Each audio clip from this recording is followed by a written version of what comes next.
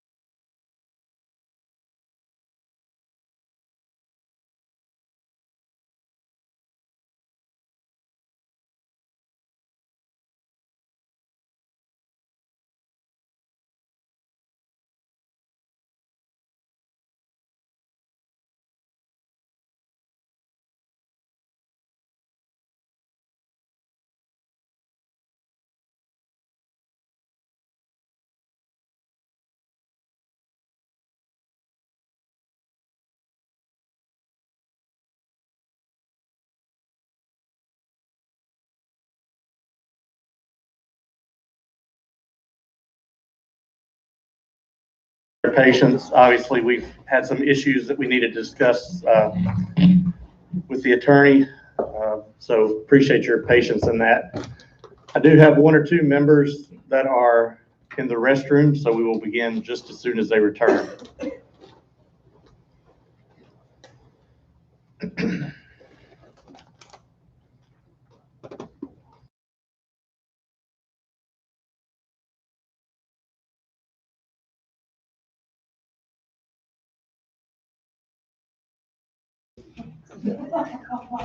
Sure.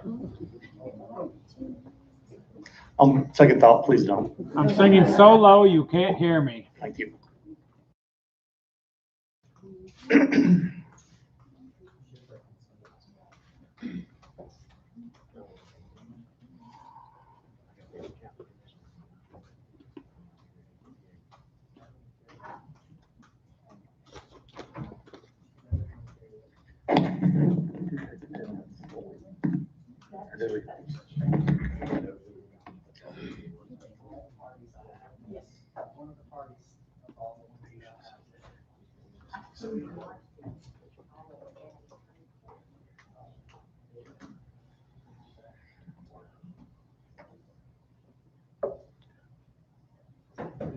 We are going to go back and bring ourselves back into session.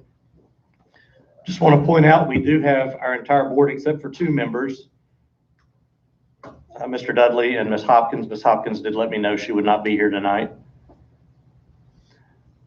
Do we want to wait? I guess we should wait for Mr. Hickman, but if anybody could get started, Mr. Gaines, if you want to get started, just giving us some introduction on the instruction budget, I'd appreciate that.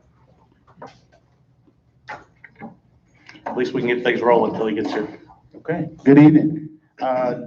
Just wanted to give a few points just as we talk about the instruction budget. As you know, just want to give a few key points. One is that we did not project any enrollment increase. You know, normally we project up some, but due to students not returning to school, enrollment for next year is relatively flat. So you've got that factor going on in our projected enrollment. Also, as you know, we did a rezoning, so we've shifted students to different schools. So there's going to be some shifting of teachers. There's going to be that, and when you look at retirements, resignations, those things like that, you know, there's going to be a period where we'll have to look at certifications of people that left, what vacancies we have, and try to place what teachers we have before we, you know, if we determine that we do have any vacancies that will be posted for hire. Of course, that's going to cause some shifting of teachers. We did put some documentation about the right sizing proposal. I went back and looked at the board work session. I think the board approved option 2. It was for grades 5 through 12. To try to do a comparison, looking at our projected enrollment and what would the teacher ratio be, what would that produce in terms of number of teachers that would be the teacher assignment for that school. I also then, you know, in the past, we worked off the BEP formula. You had that also in your documents where we calculated numbers of teachers based on projected BEP, the BEP ratios, the EIA. So with that in mind, that's how we determine some of those documents, those school profiles, and that's where we develop our budget. Some of the things you're going to see in terms of the instruction budget, you'll see in 71,100, 116, there is a projected increase of 5 teachers. EL teachers are funded in 71,100, 116. Currently, we don't meet the ratio of teacher to student for EL, and we need 5 teachers to make that work. So you'll see that increase is what we are projecting in 7100, 116. I don't know, Chairman, I would just want to give those guidelines. I don't know how you want to go. You want me to just highlight each line that we have asked for an increase, or asked are any questions about the documents, or? I can ask a question. Yeah, Mrs. Kinzer, if you'll ask your question, please. There's extra teaching positions in this budget, correct? Right, we're Yeah. asking, yeah, we projected 5 more teachers in the budget. But And there also, right now, it appears that there are some extra teaching positions in the budget. we had a loss of 300 students. Yes, Isn't there ESSER funds that we could use, maybe not hiring these positions, but if these students come back, we can use some of those funds for that, not budget Well, that? yeah, I mean, I guess we are still awaiting more guidance on ESSER 3.0 load from the Department of Education. We think perhaps that we can set some funds aside for additional teachers. I know some of the ideas that have been presented in some sessions with the superintendent are things like grow your own, or those things like that, which would infer that we probably could set aside some money for positions. Certainly, you know, we know we need interventionists. We know that's been approved in 2.0. Wasn't that part of the ESSER that? Yes, The RTI, the RTI specialists, all of that would be Right, paid? Then right. do we have to budget that money? I mean, is it considered income, what's coming in for Well, ESSER? it would How be do- in ESSER, so it wouldn't necessarily be in our budget. It would be in the. It would be separate Yes. accounts and everything? Yes. So when we see those positions in this budget, Mhm. they're being paid by the ESSER funds, not by our budget? No, right now, they're being projected to be paid by the GP budget.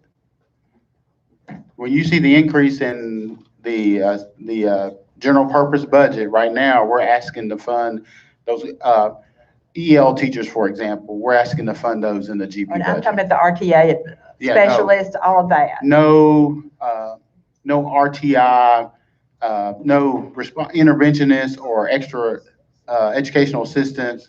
They aren't in the budget, no. They're projected to be in ESSER. Okay. I know I have more questions, but I think it would be beneficial if you went down each one. Okay, And then if there are comments or questions, it might be. okay. I'll turn my light off. Before you start that. Mr. Lindsay? Well, since we're at the first line, $2.1 million increase, and you just said there's only 5 additional teachers. We're going from Yeah. 31,870 to 33,991. Yeah. There's also the step increase that goes And along with, that's I'm about, sorry. that's Yeah. about $1 million. So five teachers is $300,000, so there's still $700,000. Mr. Laconi? 100. So specifically in that 116 line item, you also have step raises included in there. And you also have any current vacancies that are open. There are additional teachers spread out in different line items. This particular line item, we have new positions. How many do you have under? We do have 5 under 116, but there are other teachers in other line items. But there's also a payroll analysis on your school board agenda meeting that shows us being behind in paying for our payroll. And I've notified you all in previous meetings that I expect us to be underfunded for payroll. We have the revenue, we've exceeded our revenue budget, and we can do a budget amendment and cover that. I expect us to be at a small deficit or a small surplus this fiscal year within a few $100,000. But, you know, with 1920 in 2021's budgets, 1920 had a 1% pay increase that we reduced that 116 line item to cover, and that was with attrition. So if that attrition occurs, then we're okay. The following year was coronavirus. We passed basically the same budget, but our salary line, we decreased once again for covering for textbooks and also budgeting for attrition again, because it's the same budget. And so those positions at the previous school board meeting as well, there were positions that were cut to try to make that happen, but not enough. So This is basically your budget with a step raise and also the new positions that have been asked for in it. And that's just to cover the cost of it. And that's really the largest cost in this budget is catching up payroll. The last thing is medical insurance. This fiscal year, we were due a 2% raise. Well, our enrollment happens in October and we don't start paying that until January. So it's really it's a 2% increase for the whole year, but since it's only a half a year, we get 1%. Well, now we've got to pay the whole 2% for the next year, and we've heard rumblings that it may go up again, but that's really your increase in payroll costs. That we do have vacancies and new positions budgeted for, and that's on the payroll analysis sheet on your agenda. I hope that helps. You mentioned vacancies, and I'm gonna put you on the spot. You know how many vacancies actually come out of 71, 100, 116? Hold on. You can just highlight and it'll tell you in the bottom. Okay. Unknown caller.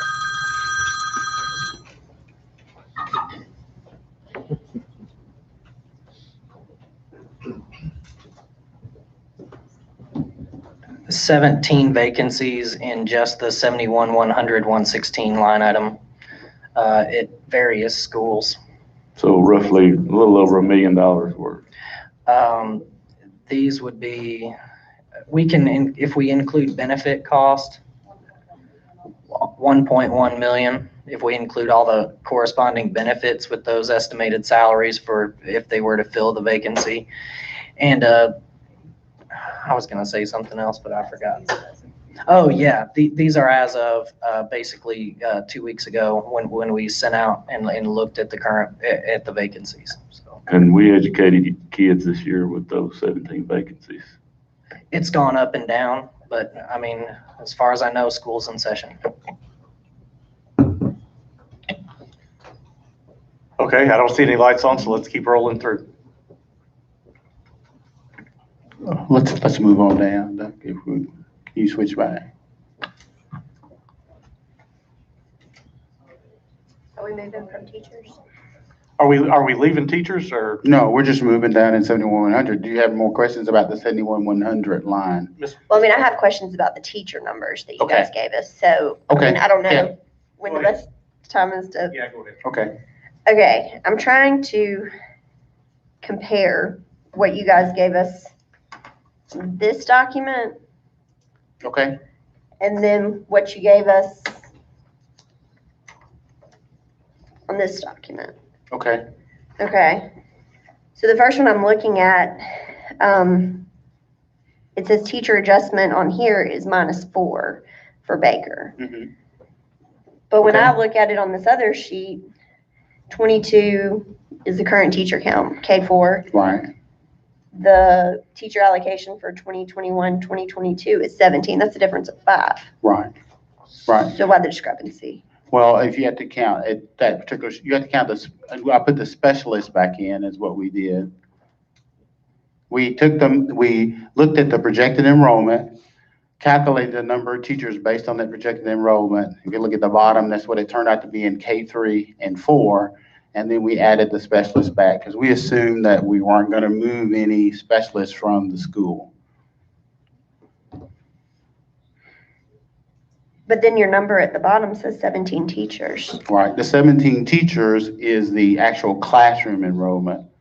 So could. Okay, I'm not, can you pull that one up on the screen so we can all look at it? Because I'm not sure if I read all this stuff wrong. Go to the VP analysis. No, yeah, that's the one.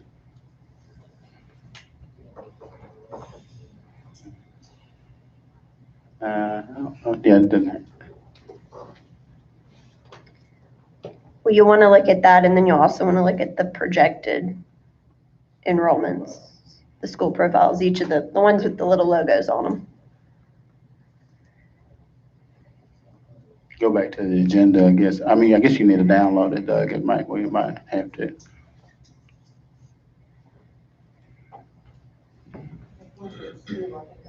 Yes.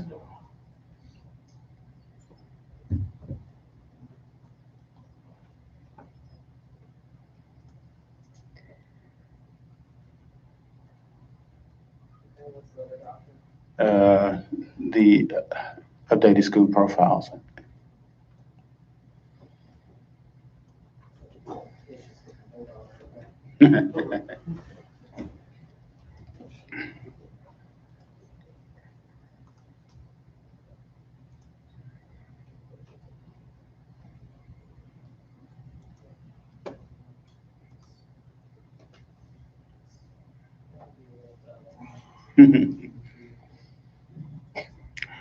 So I tried to compare the current staff, current actual classroom staff, because when we talk about having to shift teachers due to enrollment, we're going to shift classroom teachers. You know, if we have a Well, I teacher. understand for- you're losing about 60 students at Baker though, so you're Right. not, so you're shifting teachers from there, which is why Right. you're reducing Right, it, right? right.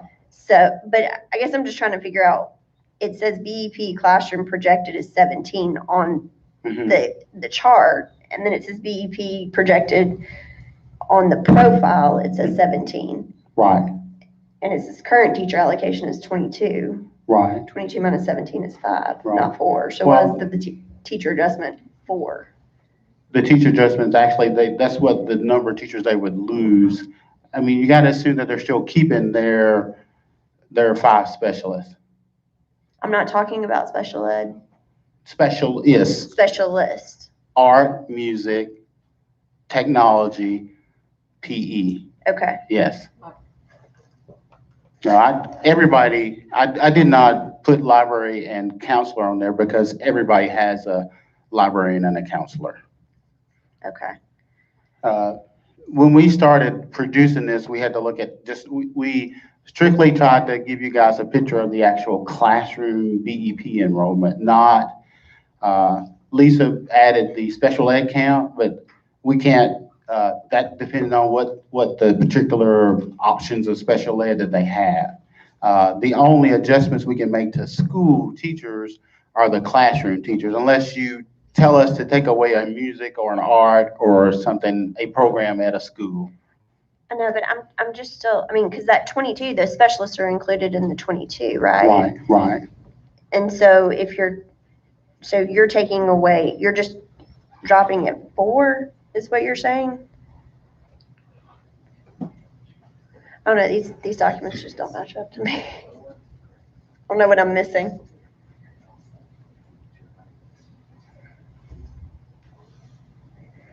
So we had the total teachers funded in the classroom to begin with was 16. Then the total staff funded would have been the 16 plus the, let me look at the profile to make sure.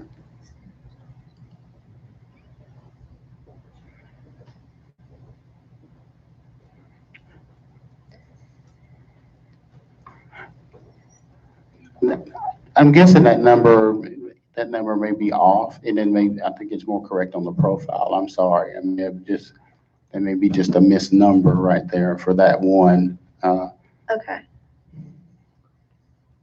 And I'm sorry, I'm not picking, but I'm just trying to understand like which one, Right, because, right. you know, one teacher is, what, $60,000? So, Right, and let me just explain what I did with this profile. I just went through and just did numbers comparing what it says current teacher count is and what it says projected count is. right.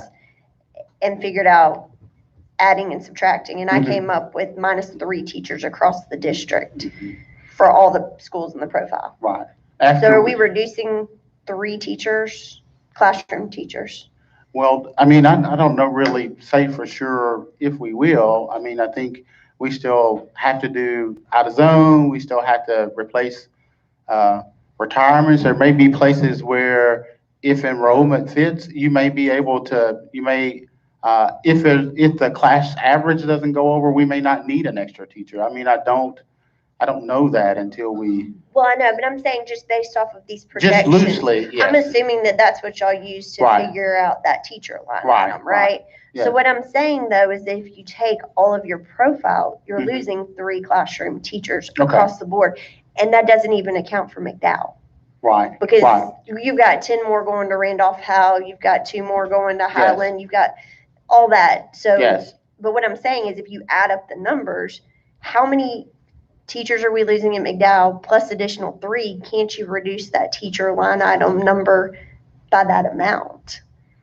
I mean, as I look at the vacancies that we I'm have, not talking about vacancies, I'm talking about your projection. I mean, we could, theoretically, we could say we're going to lose about 12 teachers, but I don't know I'm not that asking yet. about attrition, because we're not talking about No, attrition. and I'm not saying attrition, I'm just Yeah. looking at the pluses and minuses, looking at the,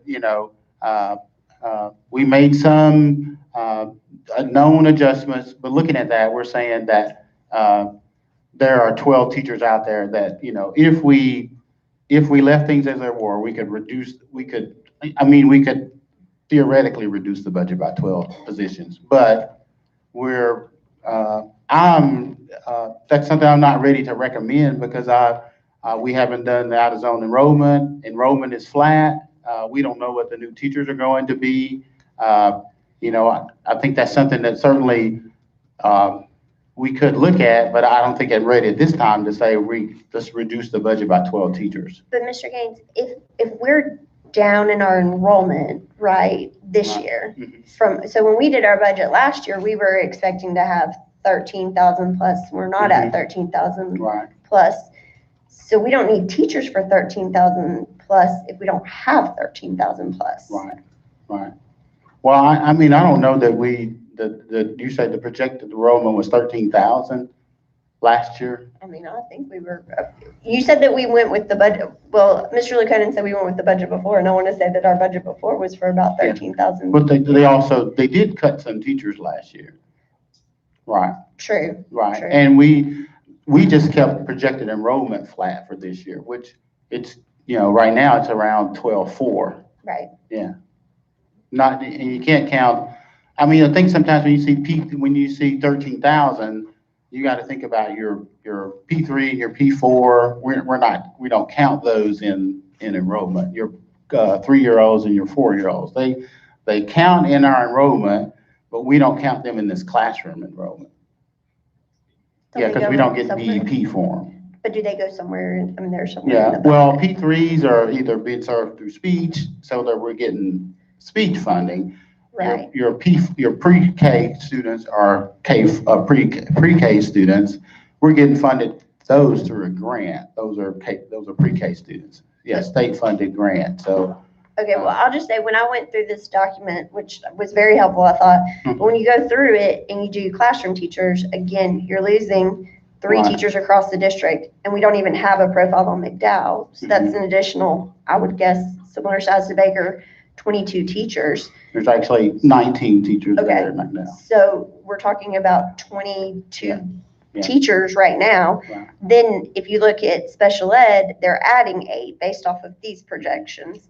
And if you look at CTE, they're adding 2. So I'm just wondering if those are the numbers that you guys were using, or are we going off something else? Well, and when we're thinking about the McDowell enrollment, some of those teachers are going to naturally shift with children. I because understand we're at that, that- but that's why you got 10 more at Randolph Howell. Right, So they shifted, but I'm saying even when you account for that, you're losing teachers at Baker, you're losing teachers at Battle Creek, I mean, you Some of go those down the teachers will list. shift to, some of those teachers could shift to Howell and cover those positions depending on certification. You're right. Right. Yes, some of those kids could match out, and then you still have those teachers there that could possibly be projected to be a loss. Well, and I'm not saying that those people that are at McDowell won't, I hope that they find employment in our Yeah, district. we do too, someplace else. and right now we're But what I'm not. saying, yeah. that's 19 classrooms that we don't have to staff anymore. Right. So those people go away too. I mean, Well, yes, not the individuals, but the classroom. salary goes away. Well, and I mean, those kids will go to other schools. But they go into other classrooms that Yeah. get us closer to our BEP number that we could get possibly paid for. depend on how depends on how, when we end up doing the class averages after we, complete the out-of-zone period and we restaff schools and look at those enrollments. But just in general, what I'm asking is, you didn't use this document to develop your budget. Yes. You did this document because we asked for it, right? Right. Thank you. Let me jump in and ask a question real quick, Mr. Lukonen. I see you have I'm assuming this is year-to-date in the column right before the yellow starts on the expenditure budget. I can tell what I'm looking at. I guess I shouldn't think you can read my mind. Yes, yes. Okay. On the very first budget document, there. Yeah, that is, That 19. that is our year, 2021 actual as of 2/28/21, so the end of last month. Okay, are you able to go off of that and give us a projection for the rest of this year so we have a complete estimate for the I already year? have, hold on. Yeah, I've got it. So if we're looking at a flat enrollment, the number you're about to give me should be about this number, but with a 1% increase and whatever healthcare increase would be. In theory, In theory. I'm not holding anybody to anything, but I want to understand it. I'm not quite as smart as some of my other folks up here. I need break it down as simple as possible. I do have that. I'll go ahead and pull it up. Okay. I know there have been several other lights on. Mr. Moore? I'll just start this off because y'all know where I'm coming from already. I'm very frustrated that to me, this has been clear through all is that we have a personnel cost issue here. And what I'm hearing from you guys is you have zero interest in addressing that. That's what I'm hearing. I'm just being blunt, sorry. I see that our intention is to keep it where it is or make it larger, regardless of the fact that we do not need as many teachers based on everything I'm seeing in front of me, and you're saying it too. But yet we have no interest. Keep in mind, we did projected enrollment as soon as we moved those kids that were at McDowell to another school. And y'all, I just wanted to, And again, those kids are numbers, moved. from the numbers show a net loss of 3 teachers based on those moves, correct? Right now, yes. But yet we're adding positions. Well, we're adding Okay. EL positions Scott, because. let me save it. I think we fundamentally disagree with where this is going. I don't think so, and I think we had to look And I at. think it's clear when you look at the other sheets, when we start talking about, I've got too much paper up here. Let me find one of the others. Sorry, there were a lot of packets in there. I mean, when you look at the entire amount, and I'm going just beyond the teacher stuff, when you look at the entire amount of how much we are budgeting for personnel costs, there's nowhere else to make this happen. And I'll go back to what I talked about the other night, that fundamentally I have an issue with the request of the 114 million, as I've already said. I've made that clear before. And I'm not anywhere near that. So I'm just hearing that you guys have no interest in addressing what the real issue is here. We're dancing around it. Well, I mean, you have to understand, an EL teacher is a teacher that serves kids beyond the classroom teacher. That kid is also counted in the classroom. I'm not talking about specifics of EL teachers. Well, and I'm just trying to say those additions that you're saying, those 5 teachers are serving those EL kids. They have nothing to do with class size ratio. They have to do with the ratio of English language learners to teachers. So we have to, we're out of compliance. So that's why we're saying we need to add those EL teachers in order to meet compliance. The same thing with career and technical education. Right now, we're out of compliance. Now, might they come out with some guidance in the summer that says this year they kind of didn't really put us to the task and say we needed to meet the average and hire more CTE teachers because of COVID and kids were remote. But we haven't heard any guidance to that effect to say that, when school starts or after 20 days, we should be meeting the class requirement. And right now, looking at enrollment in CTE, we need those 5 teachers in order. And what I'm hearing you Yes. say is that we don't have a personnel problem, we're understaffed. In those 2 areas. There's just a Yes, complete yes, disconnect. in those 2 areas. That's what we're saying. Yeah, so projection wise, this is our projected revenue total. This is our projected expenditure total, and then this is where we're expected to end up if we spend every single cent of supplies, service, and capital money. Yeah. Specifically looking for the teacher line item. Oh, yeah, I got that too. Yeah, hold on. Sorry, I didn't make that more clear. It's okay. And the biggest amounts are staff and medical insurance. So with that, on the projection for teachers, 1,325,000. This is our projected amount right here, 33,195. And if you look at the same staffing level, we're at 33,991,000, and that's with 5 new teachers in there. So that and a step raise. So it's not astronomical. We are projected to spend close to what we do have budgeted in that 116 line item. Thank you. Yep. Mr. Lindsay. So let's go back to what Ms. Parker said, what she was talking about. And she's using the documentation we were provided. So when we look at teacher allocation from the document that had, I forget what it was named now, but if the projected enrollment, so it showed a reduction of 3 teachers, excluding McDowell, which had 19 positions. So now we're at 22 positions. Because you allocated, in that document we were provided, every student was already allocated, even those that are currently at McDowell. They got reallocated to these other schools, teachers got reallocated, so we're still at a reduction of 3, plus 19 at McDowell, so we're at a reduction of 22 positions, okay? And then we have 17 vacancies. So now we're up to 39 positions.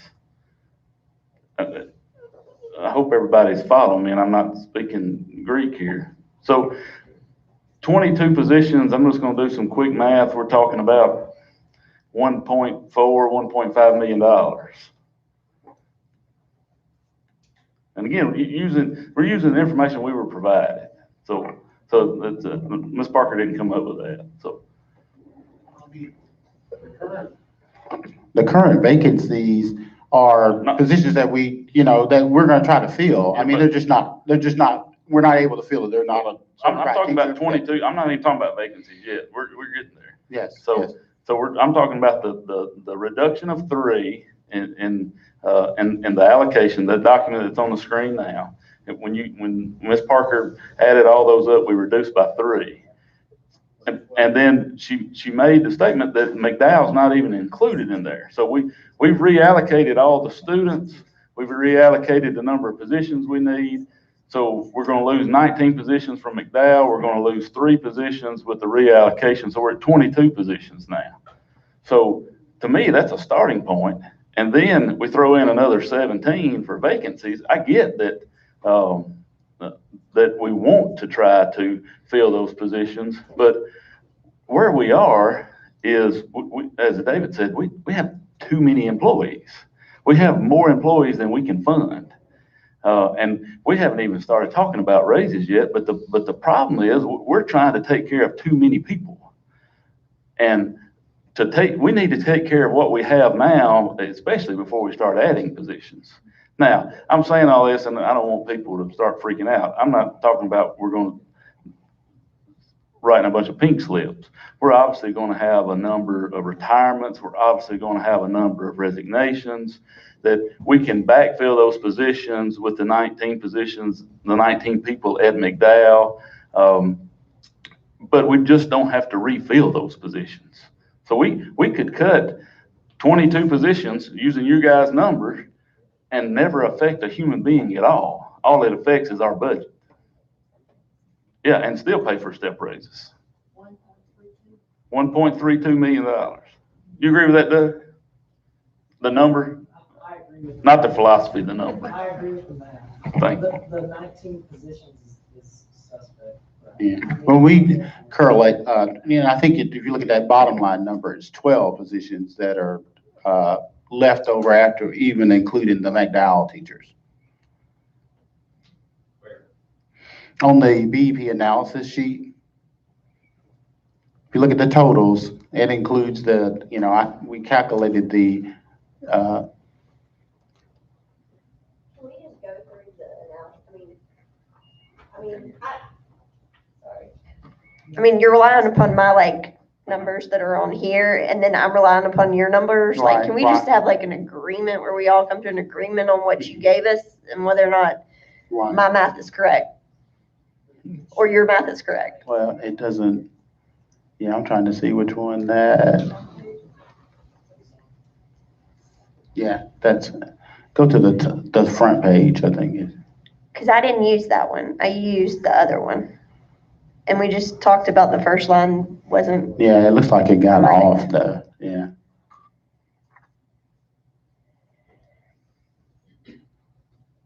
Yeah, it looks like when it uploaded, it came, the calculation that I have, that it shows that we would be, after including the McDowell teachers, if you're just talking about classroom teachers, we would have 12, we're down 12 teachers that we could access right now.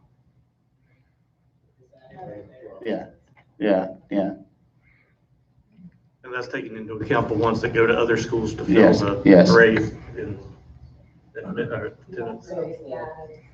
Mhm. Now, we kept library guidance, we kept library guidance at schools because we didn't, except for the McDowell. Right. And we already knew in some cases about some positions, but that actual is what that is.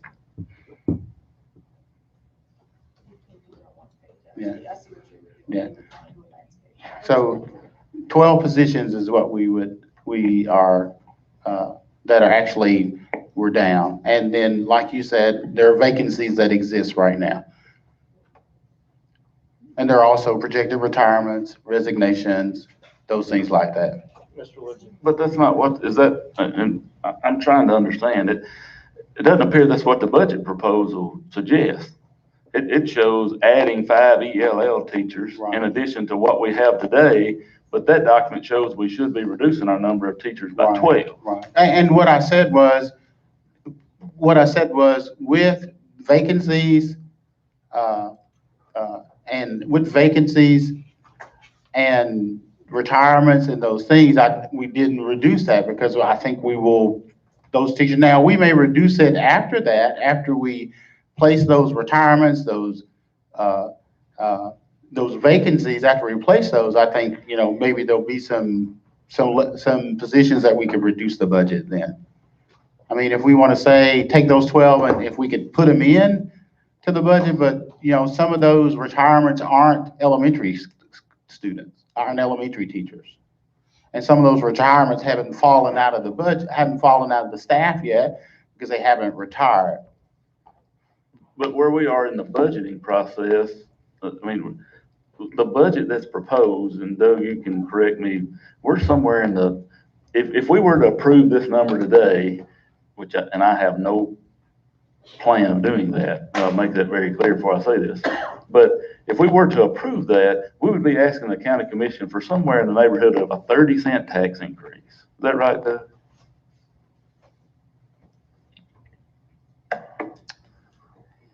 so I'll just take a base $7 million and divide it by our current penny rate. It would be 28 cents. Yeah, so that's where I am tonight. No way am I asking for a 28-cent tax increase. I'm not. So the way I see it, we got to go to work now. We got to get that $7 million reduced to a manageable number. And as David said, we have $92 or $3 million of our budget is in people. So the only place we have to make any significant change, reduction, is in people. So the way I say it, we've got to go to work on reducing our number of staff positions. If I could speak just for a minute, I do want to go ahead and talk first about the allocation sheet that we were first talking about. When we did that, we ran that with, in mind already, we're moving this many students over from McDowell, and then we reprojected teachers. So you could see that some schools went up, as some others went down. We do have additional excess, what we'd call teaching positions. And, I'm hearing what you're saying, so we can go back and look at that. My fear is our projection is just that, and nobody knows. Nobody on this board can know what it's gonna look like when we get to, November. Is it gonna boom back up and we're gonna be over that? I do feel, in some sense that maybe not 12 is the number, but do we need to hold on to some positions for that growth number?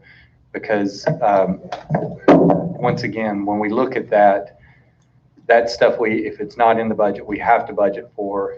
And we do get the growth from the BEP, but it's not to February. And then we're still, I believe it's 2%, Doug, is that correct? That we still have to manage on our funds? Yeah.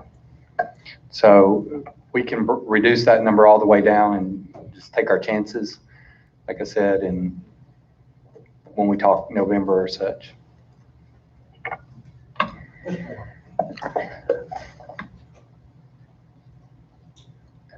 I just don't think we're getting to the same page yet. I mean, I hear what you're saying, and I understand where your position is, and I will be also very clear.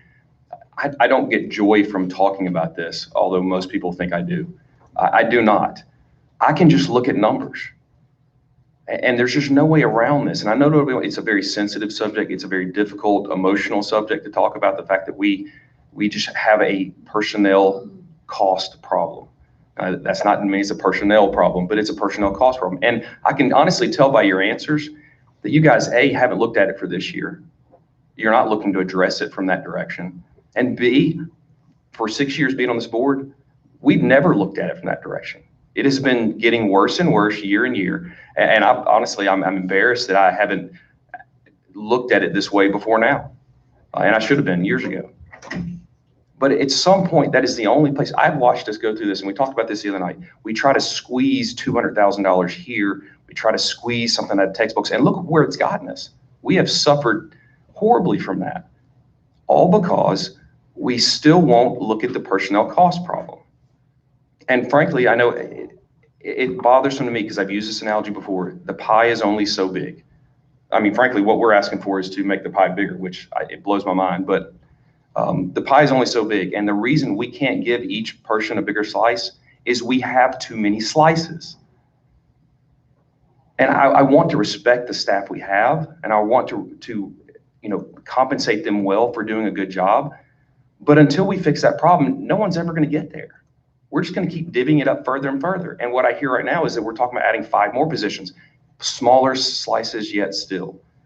And then the teachers are left wondering, well, why can't I get a raise? I'll be honest, this is why.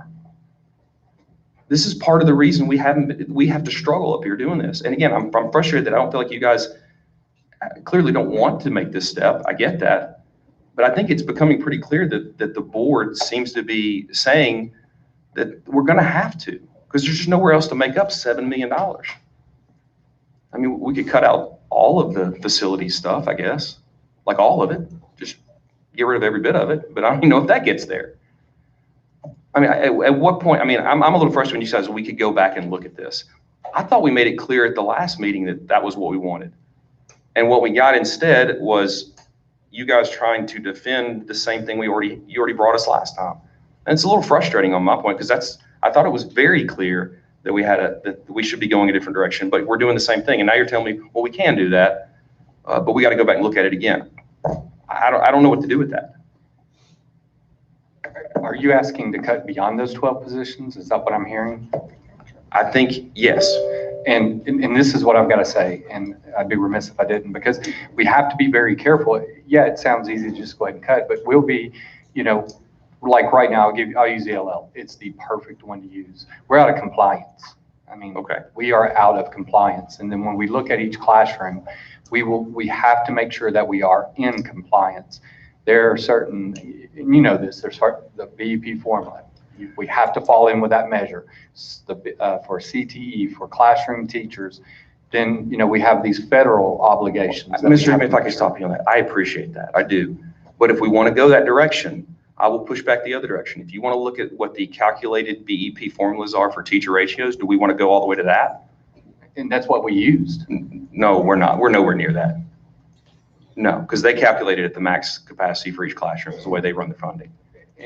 But because we're nowhere near that. They don't calculate per school. They calculate as if we are one big school.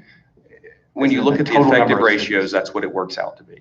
And we're still way below that. Now, again, as a community, I understand that we make that choice, right? We make the choice to where we want our ratios of our classrooms to be.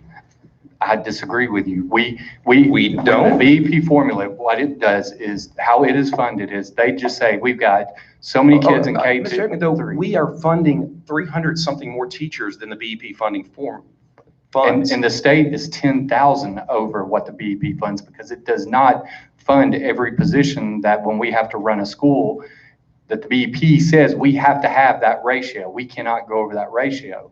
And you're saying we're at the ratio in all classrooms? In what he is showing you, he's showing in the, what's the name of this report? The report where it took the analysis of each school, the BEP analysis, that's what it was. It's showing you, we have to take each grade level or grade bands like K3 and say, how many kids do we have in there? Divide that by the number of BEP allocations, which is 20. And then it gives you a number, and that's the number of teachers. Then on top of that, what we have to do is run each grade level. And if the grade level can go up to 10%, but the grade band cannot. Like if it's K3, we can go to 20.49. Once it hits that 20.5 by the BEP formulas, we have to put another teacher in that grade level. We have to, or in that grade band. If a grade level, let's say kindergarten, if they can go up to 22.49, but as soon as they hit that 22.5, we have to put another teacher in there by the BEP formulas.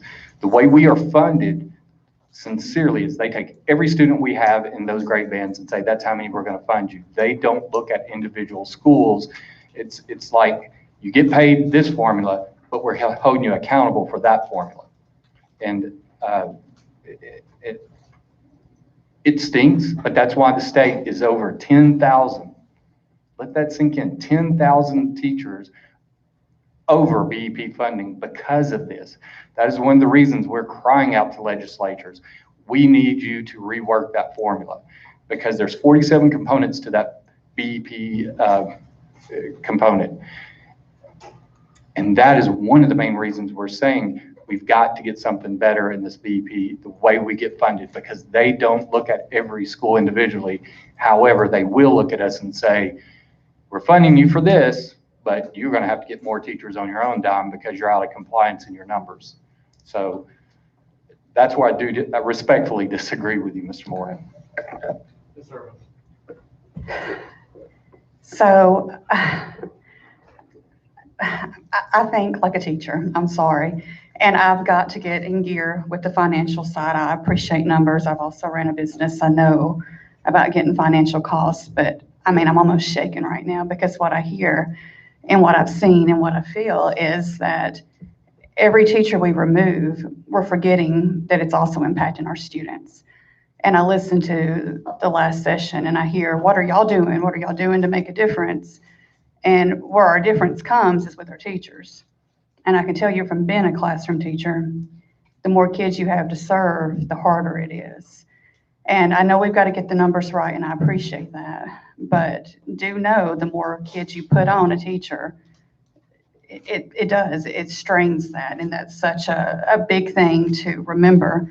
Another thing that's on my heart, and I just want to say it, I know we're having to look at funding, and this is a budget thing, but you know what? I've listened to different things, and I really feel for those McDowell teachers, and I think we need to get them placed and place them as soon as possible. I would like to see that done like yesterday. I know that's not possible, but when you sit here and you say, oh, we're cutting this position, we're cutting that, I think, you know, what would I feel like if I heard that sitting in their spot now? And I want us to be mindful that I know that we're not here to, you know, necessarily just keep people in employment. I'm not suggesting that, but I want to make sure that we're also not neglecting those people, because they've already been through so much, and I want to keep them in mind. I'm sorry, I had so many thoughts. I'm trying to get them here, but I know there was something else. But can you tell me, I mean, like, I know what you're saying, like the right sizing numbers. I see that we're Oh, I know my point I was going to make. Here's my fear. There's a lot of people, because we're coming off of COVID, that went homeschool. They went alternate routes because they were fearful of what might hold in the schools. This is just a thought, trying to help get a more accurate return for those numbers. I know we've never done it before, but would it be out of question to maybe do some kind of soft enrollment? Like where, like I know like we do like kindergarten and things like where people come in and say, hey, we're wanting to come back into the school. For those that maybe pulled away or went private, I mean, have we already done that? I'm just trying to think of ways to get our staffing numbers and our student population as accurate as we can. Because, and I know you're going to answer that, but I also want to say this. If we miss this, this is what happens, because I've seen it happen. We're going to come in August and we're going to be searching for teachers, and you know who we're going to get come August? We're going to get the ones that every other district didn't want. And again, we said we want our school to be the best and we want them to do this, we want them to do that. Well, you don't get that with getting bare bones. And I'm not saying anything, because I mean, some people may be hired in August, may be the best teacher ever. I'm not suggesting that, but normally the best are hired first. And I want to make sure we're doing what we can to get the best without being, splurging too. And I want to be clear, the McDowell teachers, we met today to start where we're going to play. Well, actually, we've been meeting beforehand, but with the retirements, with just teachers leaving the district, hopefully we'll be able to place enough just by doing that. And, and kind of to speak on a little bit that you touched on, Ms. Irvin, was, I wish I could make our K-3 numbers be a lot smaller, especially with all we hear about learning loss. I wish we could have a smaller ratio, but we know the facts are we've got a budget and we've got to stay in that budget.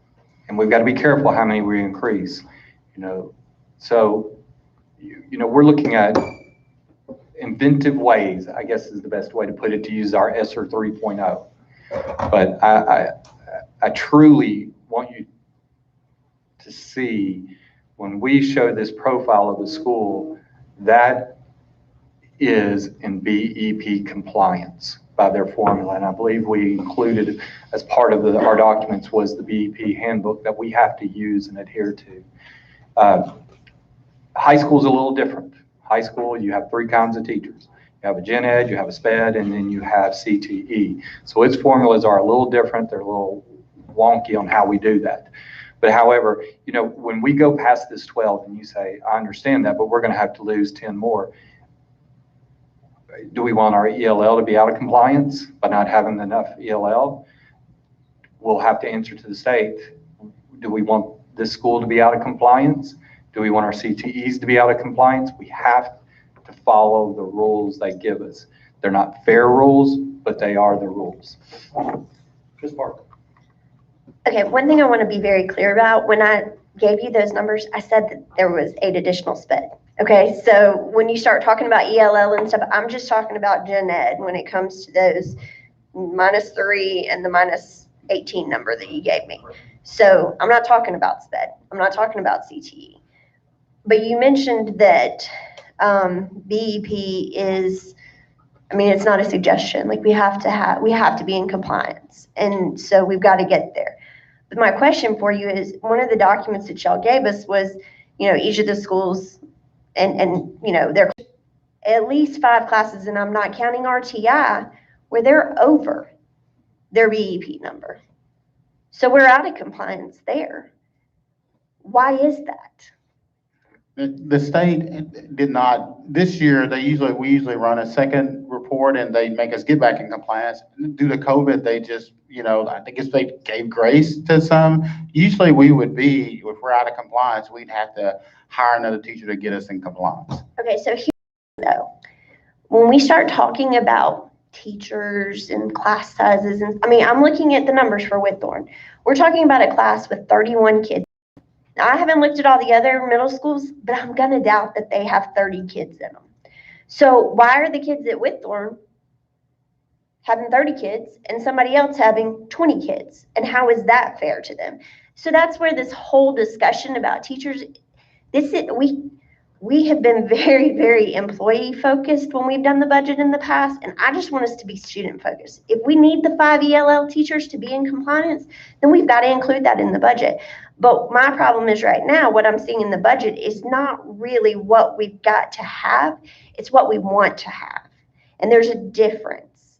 I mean, the numbers, truth be told, if Baker only gets funded for 13 teachers from BEP, and they've got 22, then we need to have a conversation about what that looks like.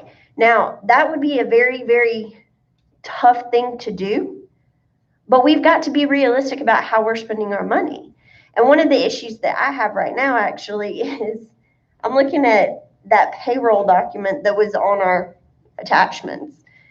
Last year, we budgeted $88.5 million and we spent $88.8 million. So I'm a little confused how we overspent when we weren't even in session, essentially, for 2 months out of the school year. We paid people. So I know, Mr. Hickman, you weren't here for that, but as a board member, I obviously approved a budget amendment, or our board approved a budget amendment that allowed for that payment to be made. But y'all have got a bigger problem, because right now the budget for this year is $88.1 million and the projection is $90.6 million. I think I said this before when we had a budget amendment, I'm not approving it. So I'm not going to approve that money. So how are you going to decide who does not get a check? Because that's essentially what you're putting it back on us, where we've got to do that. And Doug, I know you're going to say that it's because of that you told us that we were short and all that kind of stuff. I get that. But I'm just saying that we've got to figure this part of it out. And that's why we're having trouble with this budget. It's because it doesn't, we're already at a situation where we can't even fund what we have this year. And we're getting more without cutting when we cut a school. Mr. Laconin. Cuts and attrition did not happen. You can't say you're going to do something with a budget, approve that budget, and not have that action happen. That's why we're here. That and the increase with medical cost. And the other side of that is simply, we also gave a step raise, but we kept the same budget. The teacher line actually went down when we gave a step raise. A step raise is $1 million increase. So, yes, we're projected for that. And the other side of it is, y'all can choose to not approve a budget amendment, but it will be guaranteed an audit finding. It will. And the budgets that came through here to fund those that were in attrition, the school board was in agreement with and approved it. And so I just find it, I understand that you guys make a decision on how much you're going to spend in a year, and that is the school board's authority. But at the same time, we either need to be able to be prepared to do that with a budget amendment against revenue rather than fund balance, or out of fund balance, either way, or find a way to find $2 million to cover the staffing. So, Ms. Kinzer, did you have your light on? Well, I don't know, my heart's kind of bouncing around with all kinds of thoughts. So maybe if I get them off first of all, 114 million, 113 million is too much, will not fly. So our work, your work, is to get us at a realistic funding. We're coming here, we're doing the same thing. This is my 5th budget and it's the same conversation every year. The other thing that's the same is that the thing that keeps putting off is teacher raises. Okay, 1% last year, $200 a year, no cost of living. And I understand every time that this has happened. But we have also come at the end of June and fund balance happens, and oh my gosh, a lot of money goes into fund balance that has been saved or not spent or however that is. To me, that is money that was spent on the backs of teachers that didn't get their raise, that didn't get what they earned, and didn't get what they deserved. Now, yes, I'd say we need to cut some teaching positions. We've got to. But we've also got to pay for them, because you're right. we're not gonna be able to attract anybody. We've got the lowest beginning salary in Middle Tennessee. I'm We- proof of that. I'm sorry, Miss Betty. I went to another school because I could make $5,000 more. That's right. And these are smaller counties with less ability to pay. Our county has a much wider ability to pay than what they're paying. That's just the way it is. We're become a richer county. I'm just saying to you all that I'm just really tired of going through this. He's right, she's right, you're right, we're all right, but we can't send 114, so where's it gonna be? Well, one of the places that I was a little concerned about, I saw your organizational chart, it was good, and then I realized that each of those directors will get a $10,000 a year raise. And yet, we're saying we're gonna cut teaching positions, we may not be able to afford a raise. That just doesn't make sense to me. So I don't even want to look at principal salaries, AP salaries, central office. I think that we need a comprehensive plan of what our strategic plan going forward is. That we don't need every year to say, oh gosh, what are we gonna do? Let's see what's left over that we might be able to give our staff. And I don't mean just teachers, I mean staff. Our bus drivers are underpaid. Our teachers, oh my gosh, the year they pay it, and I know we gave them a bonus. What's the good of the ESSER funds if they can't help us out some way?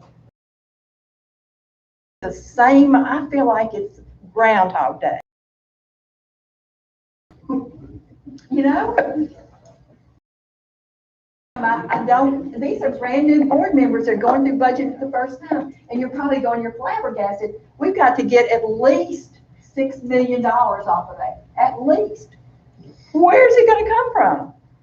Well, it should have been the mentality that everybody working on it was, to keep it in that boundary, so that we don't go through this every time. Okay, I pass. I heard what you said, and were there increases figured in at the central office? Mr. Laconin, Mr. Hickman, whoever wants to, I mean, in this current budget proposed to you, yes. how much? A couple positions. I don't have a specific Maybe amount not for necessarily central office location, but I can pull out line items and we can go through them. There were two new positions, yes. Okay, I would be curious, you don't have to look it up right now. I'd be curious to know the amount of increase with those two positions and without those two positions. Simply because if we can't get our teaching staff straightened out and taken care of, we don't need to be taking care of anybody else. I think the world of you, Mr. Hickman, but I take on it. I'm one of, and not like everybody says, I'm one of 11 votes. I'll turn it over to you for a minute. You know, I can't make it clear enough, is I keep hearing we added all these new positions. When we're looking in the teacher line, the only new positions that we added was those EL teachers. We didn't ask for additional teachers. Did we leave the 12 in there? Basically, we took last year's, looked at where the step increase plus the deficit from the budget that was voted on last year that happened was in there, and it wasn't any new teaching positions put in there. You know, the other positions we talk about central office, and, you know, I agree with you. We need to take care of the teachers. We've got to take care, and that's why I put the 3% in there. It seems like it keeps coming back, like we're being told that we've put this big amount of new positions in there, and we didn't put any new. I think Doug did a little bit about when you look at the 116 line, why is so much bigger? And we just added those EL teachers in that number, and that was it. It's just the increase in it. You know, we'll pick through, the ones on the central office, we really feel like we need to have a commitment to RTI. So we feel like we needed that coordinator and with the elementary as well. And we can ESSER fund, but here's my problem with when we start ESSER funding all these positions. What are we going to do with them in 2-3 years when ESSER is over? That's the problem I'm worried about, because this is not recurring funds. I'm worried in 2 or 3 years, we'll have great momentum going with these positions that we're adding, and then they won't get funded. So that's why they're in here now, is so we can make sure it's recurring funds. I'm just gonna, because like I said, I gotta have it broken down the simplest for me. What I'm having trouble with is the fact that we've had the discussion that we potentially have 12 excess positions. And that was not taken out of the budget. Am I off in my confusion here? Okay. I just wanted to clarify that so I knew what I was confused about. Ms. Parker. Sorry, I just got a real quick thing. Let me say on the positions at central office, I wholeheartedly support the additions that you're talking about. However, what I have a problem with is, again, when we look at this payroll for this year, at least one of those positions got added, and it says down here on the bottom, formerly coordinator of data and assessment.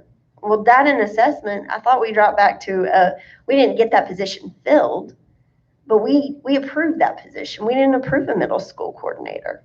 So I'm not saying that we don't need that position, but that's where, to me, when you look at, and going back to Doug, when you look at what we have budgeted and what we're spending, they're not lining up. And that's why when I say, I don't want teachers not to get paid, but it's real frustrating when I don't hire people. I don't make promises to people. Y'all make promises to people, but y'all know what budget you have to work in, and y'all got to follow through on that. And you have to be transparent to us about that. This is transparent. What you did this year was not transparent.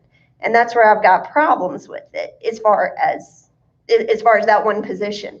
But I think the positions are needed. And I think the position would have been given, and we could have moved stuff around. But it's just like Kids on Stage or whatever, where we're just like, we have the money in there. It's one big pile of money, and there's always a vacancy, and there's always somebody that we can hire. And then we get to the end, and then it's like, oh man, we overspent. I mean, we're trying to hold people accountable to their budget. But if you guys are not following the budget that we set out, then that really makes what we're doing up here seem kind of futile. I mean, kind of a waste of our time. So I just hope that, we can develop a budget that actually fits the needs that we have in our district. Okay, I'm going to turn it to Mr. Moore, and then I'd like to put a close on this part because I think there's probably some work that needs to be brought back to. Okay, Moore and Hooper, go ahead. Doug, I just want to revisit one thing because I know this is fundamentally a difference. If you could go over this with me for a second. With the projected numbers we have here of the revenue of 107, I know in years past, since I've been on here, we always kind of rely on we go a little low on that. We get that money at the end, to Ms. Kinzer's point on that. But if we start moving this direction, which is where a little more aggressive revenue numbers on that, the expectation would be moving forward, if we continue that trend, we won't see that big hit into fund balance at the end of the year. So I think that's an important thing for us to remember, that we got to pick one or the other. We can't bounce back and forth, because if we go this direction, we're not going to have that big hit where we can just, hey, we can do something with it, because we're really not. I mean, if you could kind of expand on that, it's an important thing, because we have to pick one of those paths and go down that we can't change midstream, because it won't be there if we go this way. I agree. And one part of that is there is a revenue really out of this board's control, and that's property tax. And, we have budgeted 107.1 million, and we've increased our sales tax budget 3 million and our property tax 1.3 million. But the truth is if the commission wants to hold maintenance of effort, they can pull those pennies away and we'll be at 103.9 million. That's a huge hit. And that's something that, we have to keep in the back of our heads, and hopefully the commission will be tender with us on that. And I think that, we have taken an aggressive approach. I feel like with sales tax in this budget compared to previous years, we budgeted 16.8 million 2 years in a row. We blew it out of the water last year by 1.5 million. That's great. We've done well during a COVID year as well. Those are good things. And yes, we can make moves with it. honestly, it's going to be what helps us make sure everybody gets paid through the end of July, so that we can do those budget amendments. But yes, as far as, I've let you all in pretty much on my strategy of why I budgeted this year's particular revenue. And I'm open to, opinions and changes in that. But it has been increased 3 million. And I do appreciate that. Mr. Chairman, I guess, here's where I'm at right now. We're 2 hours into this. And frankly, I don't think we're getting anywhere tonight. I think we are far too far apart from what they brought to us. So I don't know what you plan to do with that, but I'm just not sure us spending another hour going in circles here is going to be very productive. Mr. Hooper. I guess it's clarifying because I think it's been stated and restated a couple times. So this budget now that we have for the teachers, right, is based off of last year's that was run at a deficit, adding 5, but also reserving 12 spots, right? So, I guess what we're asking is the 12 spots that are there, they're not technically needed right now, but you're holding out to see if we increase enrollment, correct? What number would you be comfortable with, I guess, is what we're asking, because 12 is a lot. I mean, even for growth and enrollment, that's a lot of teachers still. So at the very least, I think we can come off of 12 down to maybe 5 or wherever. I think that's what we're asking. I think that's a start. 12, even then, is an excess, but at the very least, I think you have to come off 12 is what we're all asking. And I want to be clear, I wanted to be very forthright, very transparent, show you exactly, because at the end of the day, I'm with all of you. I don't want to sit in June and, all right, we've got to pay a $1.5 million salary deficit because we didn't budget it. And that was the whole point of what we're trying to do, is being very transparent. And how many exact amount of teachers showing you where we are, how many where we were excess, because I wanted you to see exactly what it is instead of just saying, hey, we need 3 new teachers. I wanted you to see exactly what we're dealing with. And that transparency, yeah, it's got me some pushback on those 12, and I get it, I understand it, and we'll move forward, and we will go through this, and we'll make sure to look at other places where, see if ESSER 3.0 can fund that. See if maybe some of the non-position places, because I want to make sure, and I think the question you're going to say is, why didn't you do this in the first place? Is, when we were building this, we still didn't have what the expectation was going to be on ESSER 3.0, and it still hasn't fully came out. Mr. Laconin. And part of the reason why I'm speculating, but we just reviewed the operations and capital budget that previous Sunday. So, this was still the instruction request as presented for this particular meeting. And yes, I definitely think you could take some indication and inflection that 114 wasn't going to work in that meeting because that number was presented. But this was the official meeting to review the instruction budget and people here to present what is specifically in there, why it's needed. And I understand that the 114 number is a high number, but I think, we all want the same thing, is a passable budget that provides the most need as possible that we can provide to the children. So, but that specifically, you all hadn't looked at the instruction budget proposal and making any nods or, moves on. So. Well, and I will say that Sunday afternoon, we spent a lot of time in contentious discussion around capital and around operations. Same thing we're doing tonight. I felt like that Sunday was very productive in a first step. I feel like this is very productive in a first step. First step. We got a long way to go.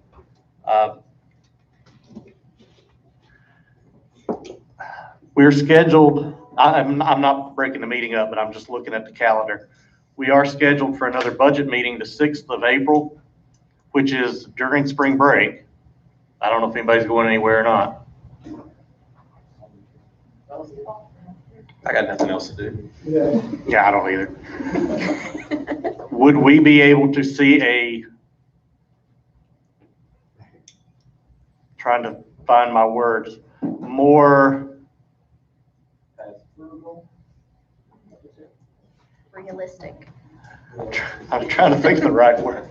A different budget that we might continue to have further productive conversations on that does take into consideration some of the things that have been brought up tonight. Take that back. All of the things that have been brought up here tonight. Would the 6th provide that time adequately? That's a week. And I think you know where we're going with it. We're going to have to get it down. Yeah, I just talking to Doug just now, I think we can do it. Just want to make sure, is everybody good with that before we move on? I've got 2 lights on, Ms. Parker. I just want to say, I know you mentioned like ESSER funds for people and why you wouldn't want to use that. And I wholeheartedly agree with you on that. But one thing I really want this budget to be is an operating budget. So like what we actually need it to be to move us forward. And so things like textbooks that are annual costs that we have, I do not want us to backtrack on that. Now, if we need ESSER funds to go over and above what we're lacking in textbook because we've cut out $500,000 here or we've cut out $500,000 there over time, I'm fine with that money going there, but I just don't want to see us step back on some of those things that we've been doing to try to move the ball forward, to try to make a personnel number work. Because at the end of the day, you're just delaying the inevitable of what you have to do. I mean, it doesn't do us any good to employ somebody that eventually we're going to have to get down to a different number on. So I just hope you take that into consideration. Mr. Moore? And if I could go, I would echo that too. That's where I'm looking at is to make sure we are not using this one-time money, which is a considerable amount of money, let's be honest, to replace things that we should be doing a better job of. Because again, the disconnect I still have here is that I get the impression that staff feels like this is a funding problem, and it's not. It's a spending problem. And you can disagree with that all you want. I get that, but I think we're making it pretty clear that that's where it's going to have to go. It actually frustrates me that you guys disagree with that, because it shows me that you guys just don't understand what the numbers are of how we have to operate. Because we came into this asking for, first of all, we did a $4.5 million increase on the revenue side, right? And then another $7 million above that as if we were underspending by $7 million. I just don't see how that's in any way possible. And I'll go back to the thing I said the other meeting. I don't even have an answer of how we're getting $7 or $10 million worth of better education out of any of this. There's just no answer to that. It's just, I guess, to get us caught up. I don't know. There's just no answers here for me. And to go back to what somebody said about cutting 12 positions, there's still vacancies out there too that I think should be on the table as well. On top of that, I think you guys are going to need to dig in and find every place you can on this. And I just be honest, I'm going to be very frustrated, and that's an understatement, if you guys come back and start squeezing out things like $200,000 for textbooks or some kind of school bus tires again like we've done in the past. You weren't here for that. Let them catch you up on how that goes, because I'm just done with that entirely. The problem is on the personnel side. It's $90 million of a $104.5 million budget, what it was last year. That's where it is. Simple as that. Okay, I think we have our work cut out for us going forward. Are we prepared to move on to the next item on our agenda? Let the record show we spent hour and 15 minutes talking about one line item out of the budget. Just kidding. All right, capital budget. Mr. Perriman. Good evening. I will be happy to pick up anywhere you want to. I know we spent a good bit of time last Sunday about this. Were there any changes that you made? We did not at this time, just because we talked about it. No direction was given to cut or to move anything around. So it is presented to you exactly like it was on that Sunday. I'm sorry for that feedback. Ms. Irvin. So I have questions. I was here for the Saturday retreat work session that we had. And I don't know. I just feel like a lot of, I mean, I know we talked about different options, but I thought they were just that. I thought they were options. And I thought they were options that we were going to come back together as a board and we were going to talk about. And then, of course, I get it. And it's like, we've already got this plan. And I've looked at a lot of things. And I know we need a high school. I know we need an elementary school. I've also looked at a lot of policies that say things like, you know, we're going to involve parents, staff, members of the community when we look for just getting plans for construction of a new school.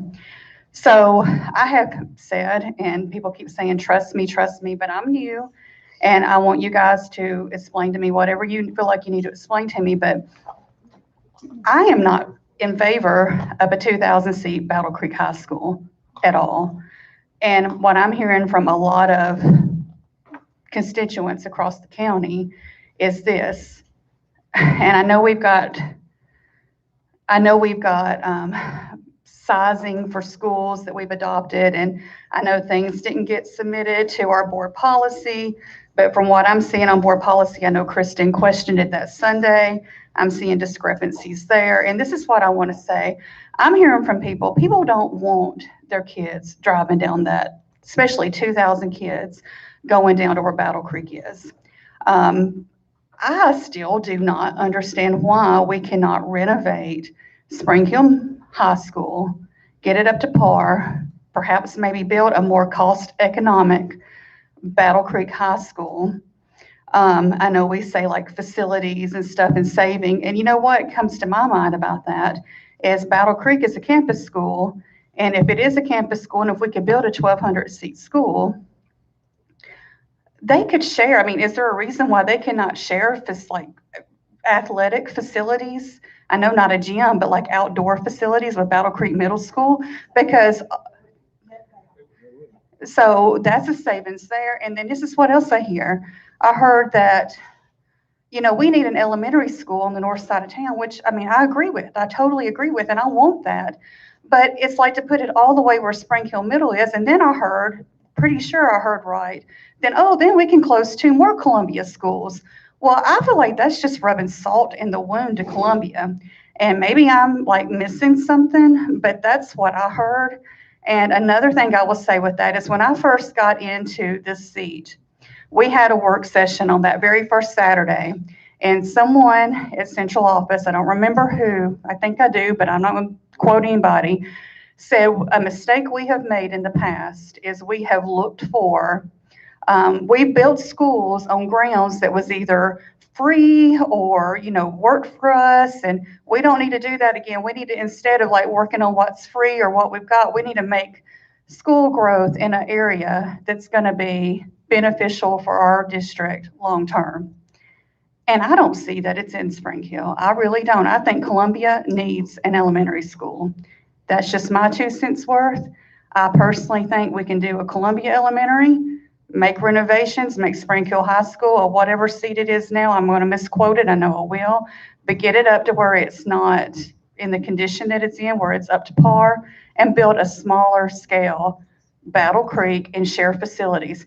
Because here's the thing too, I know Hewlett Spencer sat here on that Sunday from what I heard, and they talked about Highway 31 being a nightmare. Well, you're going to have kids going across it. I don't know. Everything I hear from parents is that I've driven down it. It's a windy, narrow road. I can't imagine 2,016 to 18-year-olds driving that road. So that's my spiel. I'm sorry to throw it out there like that, but that's my 2 cents worth. Thank you very much. I have had several conversations in the last 2 weeks. Obviously, my mic is on. Especially thanks to our friends at the Daily Herald for making my phone start ringing Sunday afternoon. I do think that there have been some questions about which direction to go with the high school. But I want to ask you this, Mr. Pearman. You guys have looked at the growth figures. I don't think it's any surprise in here that Spring Hill is probably going to add some houses in the next couple of years. do you foresee a time based off of your projections when 2 high schools might be the need? Not simultaneously, but in phases. I guess to answer that question, I would ask your timeline on when you think that would be. I think ultimately, internally, we have always seen the northern part of the county. And please remember that Spring Hill High School sits in the city of Columbia. I know no one in Columbia wants to hear that, but it sits in the city of Columbia. It does not sit in Spring Hill. It sits in Columbia. Spring Hill High School is a Columbia school, just as much as Randolph Howell is, when Randolph Howell has kids with a Lewisburg zip code going to school there. We have always internally thought that ultimately there would be a high school on either side of 31. Now, long term, and if you want me to speak long term, we think that that would impact the rest of the northern part of the county. Is Spring Hill on the east side of 31 going to have a high school? Yes. Port Royal, Port 31, north of Saturn Parkway, Greens Mill Road, north of Bear Creek on that side, there has to at some point be a high school on that side. If I misread your direction, and I will say based off of our lengthy conversation on Sunday, I don't know that we ultimately did. If you wish to stay at Spring Hill High School and build a new middle school, then the Santa Fe gym and the remodeling of a school probably immediately fall off of that table. The updating of the stadium fall off of that table. We looked at 2 years ago a $43 million cost to renovate Spring Hill High School and to get it up to code. That did not, or up to carrying, I think at that time, 1,800 kids. That doesn't adjust the stadium. What we brought back to you in the plan that we did ultimately gave you a new high school on the north side of town. It gave you an elementary school on the north side of town. It would provide for a new auxiliary gym at Santa Fe and possibly remodel an elementary school. And we mentioned Mount Pleasant Elementary. When you throw the new stadium that would go in with the new high school, that is 4 of your 6 5-year building projects right there. And if you remember, what we came to you and said is if we have to find land, there's the big obstacle. Land pushes us back in time. We are you know this. We're a government entity. We don't get to go to Mr. Sims tomorrow and go, we'll give you this amount of money for your land. We have to do that in almost in secret. And it's a process that takes up to sometimes 6 months to a year, and that land may not be available. And when you talk about the north side of this county, that land starts kind of going away very fast. Then you have to do soil studies. You have to do water studies. You have to engineer that property. So we know we built the Battle Creek Middle School building for $21.5 million. The estimation of buying land on the north side, doing that could push that number as high as 28 to 30 by the time you buy it, by the time you do your studies. And where on the north side of town, on the north side of the county, are you going to get a good road? We talked about elementary school, and I'll just say this. I'll circle back to your question, which is ultimately, yes, but I don't know that we're there at this point. If you wish to remodel Spring Hill, if you want to leave it at 1,200 and build a new 1,200 on the other side, you're kind of shooting yourself in the foot at that point, because as we talk about combining facilities and looking at new facilities, we hadn't talked at all about building a small facility. And for a high school, that would be relatively a small facility. If we misread your plan, then I'm here to say we'll go whatever direction you want. This is what we felt like was the best option coming off of our Saturday conversation. And let me go with what what I'm coming at you with, because I think based off of what we gave you, you did exactly what we asked. I've had a lot of conversations since then and a lot of new ideas since then. I think I think we ought to just go ahead and take off the table buying new property for a school in Spring Hill. I mean, we'd spend enough on property as we would the building itself. What I've heard several times is the possible for us to at least consider the refurbishment of Spring Hill High School into what we need. And then phase two, as we look at our growth, not immediately, but in phase, can we get the screen back up? Battle Creek High School. They may be close together, but they're going to serve two drastically different areas. I think that's going to be an easier sale, especially as we look at what we want to ask for this year. And I can do that, and that's y'all's decision. My only say to this would be to up Spring Hill High School 600 students at a cost of $45 million versus building 2,000 seats for roughly 65 to 70. Economically, in the long run, really struggles to be the good sale. I'm not arguing. I'm just saying, as we've looked through this, if you want to do a per seat cost, like we've just talked about per teacher cost, that's the exact opposite of what the conversation has been tonight.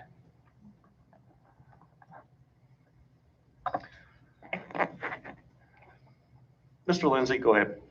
I'm gonna throw a wrinkle. I've gone back and forth, and I'm not sure that Battle Creek property, and I think I might have been the one that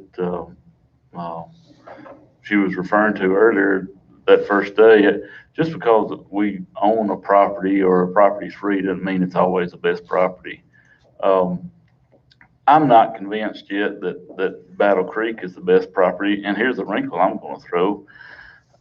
I'm not sure we're not better off to sell the remaining property we have at Battle Creek to a developer. Now that we have two schools sitting there, we own a prime piece of real estate.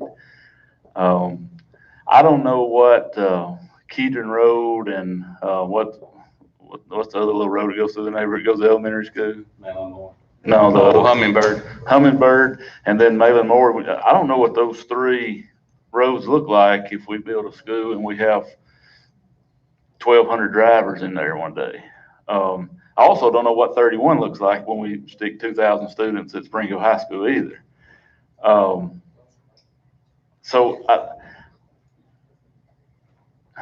And I get the cost, but let's be realistic about the cost. I'm trying to be politically correct when I say this, but we have different leadership now, and that cost doesn't have to be at $43 million. I think that I have confidence in you, and I think you have confidence in yourself that you can get that number down probably drastically. So I've said a bunch to say nothing, but I'm not sure that I'm sold. Just because we own the Battle Creek property, I'm not sure that's the best place for us to build a school. I'll take a moment of levity here, and I will say you said the most correct thing tonight. I do have confidence, and I don't know anyone in this room that doesn't think that. We can do this better than we did. We know that, and I've said that to you over and over. The biggest thing, and I'm good with, look, I really am. I'll argue how I feel all day, but ultimately you guys drive this vessel that we're on. One of my fears at Spring Hill High School is we are landlocked at Spring Hill High School. Even where the band practices at Spring Hill High School belongs to General Motors, and they won't give it to us. We do not own any drive in and out. The student parking lot drive is on General Motors property. The drive by the fire station is on Murray County property. Part of Old 31 is City of Columbia property. The back exit is on General Motors. We have a horrible dismissal. If you have been up there at times, we dismiss at the same time General Motors is. When we talk to them about changing their shift change, they said, we'll just change the time you start school. We're more into this than you are. There's not a lot of room to do things. I have voiced, and this is on record, and I'll say this, I have voiced to several of you that the architectural firm, and I'm probably going to catch some grief on my side for this, that we did Battle Creeks with, is not necessarily the most friendly to deal with economically. All of the renovation studies that have been done by Spring Hill High School, however, though, have been done by that architectural firm. To go in and start over, I'm going to re-spend money. And I know that's been a point of contention on spending planning money, and we're going to have to re-spend planning money to get someone in there that would be able to lower that number. Now, could we lower that number within the cost savings of the project? Probably. But on the front end, it would take, spending money on something we've already spent money on. I have a beautiful set of plans for a McDowell Elementary School sitting on a shelf in my room. It ain't ever going to be built because the only place it could ever be built is not where we're going to build a school. I do have just kind of as a citizen, have an issue with re-spending that money. But I can do that, and I think we can come up with a better plan. I do think this, the biggest issue with an expansion of Spring Hill High School is are the hallways and the internal workings of that building. If you have been at Spring Hill High School during class change at lower A hall, lower B hall, where the guidance office is on the front, it can't handle internally 1,800 kids. We can plan it, we can stick them in there, but it's going to be a hot mess when they're in there. And we're going to have people saying, I can't get down the hall, I don't feel safe, we're going to have that. It's just a part of it, but we can do it.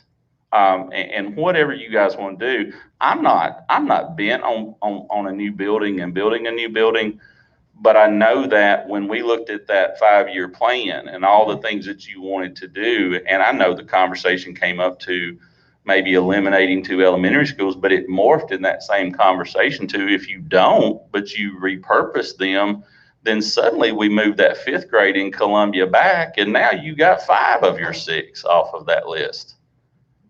And if you remember, what I said to you was our ask would be this, and it's not, this is Eric's ask, this isn't your ask, but we go to the commission and we say, we are asking for this amount of money.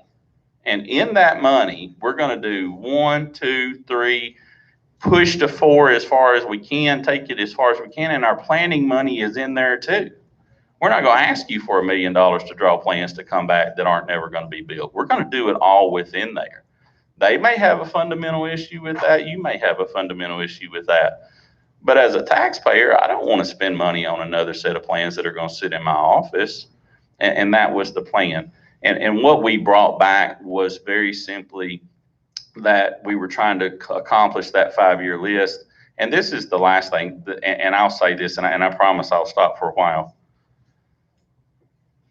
No matter what anyone in this county wants to say, the growth in this county is north of Bear Creek. There's growth in Columbia. It pales in comparison to what I drove through off of Port Royal today. On the backside of the golf course, they're building more houses in one neighborhood than the city of Columbia has permits pulled for. And they're living in them right now as they build them. I know no one on the south side wants to hear that.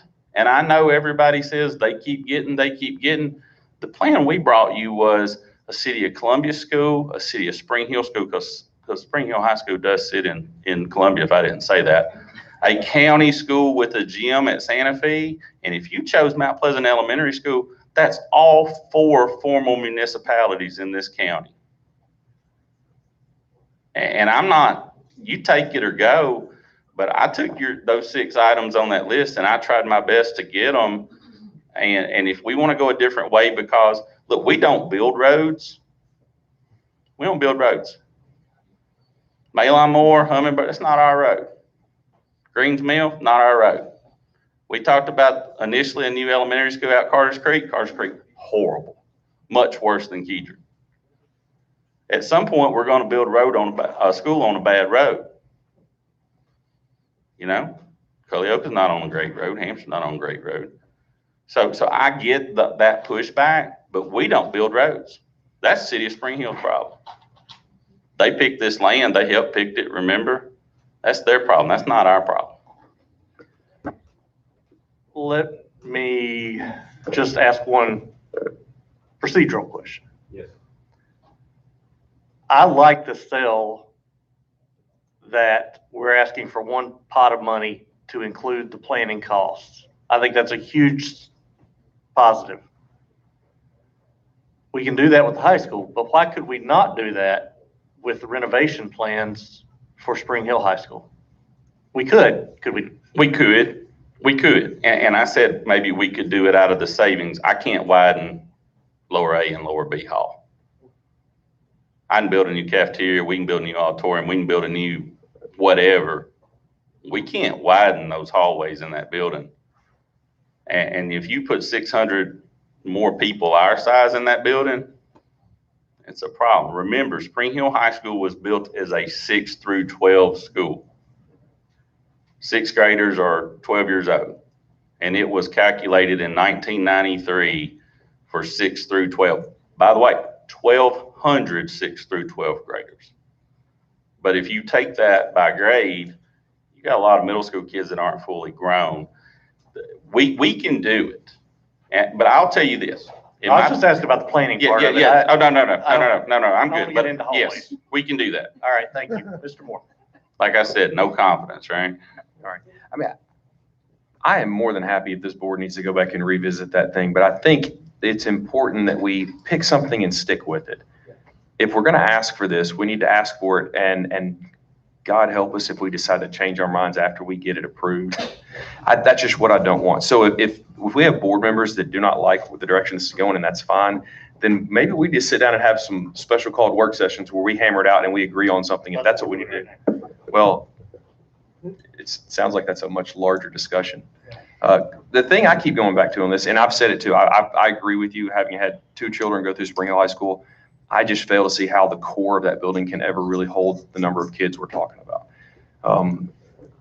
And the other piece that we forget there, regardless of what we do on those, if we don't repurpose that school as an elementary school, we need to find property somewhere between Columbia and Spring Hill for an elementary school. So we've got to find property, which again is going to be difficult and expensive and time consuming. And that's a variable cost that is going to be, I mean, I don't even know where that number starts. I don't know if you guys talked about what that even looks like, what we'd have to allocate for that. So I thought we had, for the most part, agreed on going this direction. Now, if we want to talk about the numbers, I mean, I can see that. I know I still have some concerns with the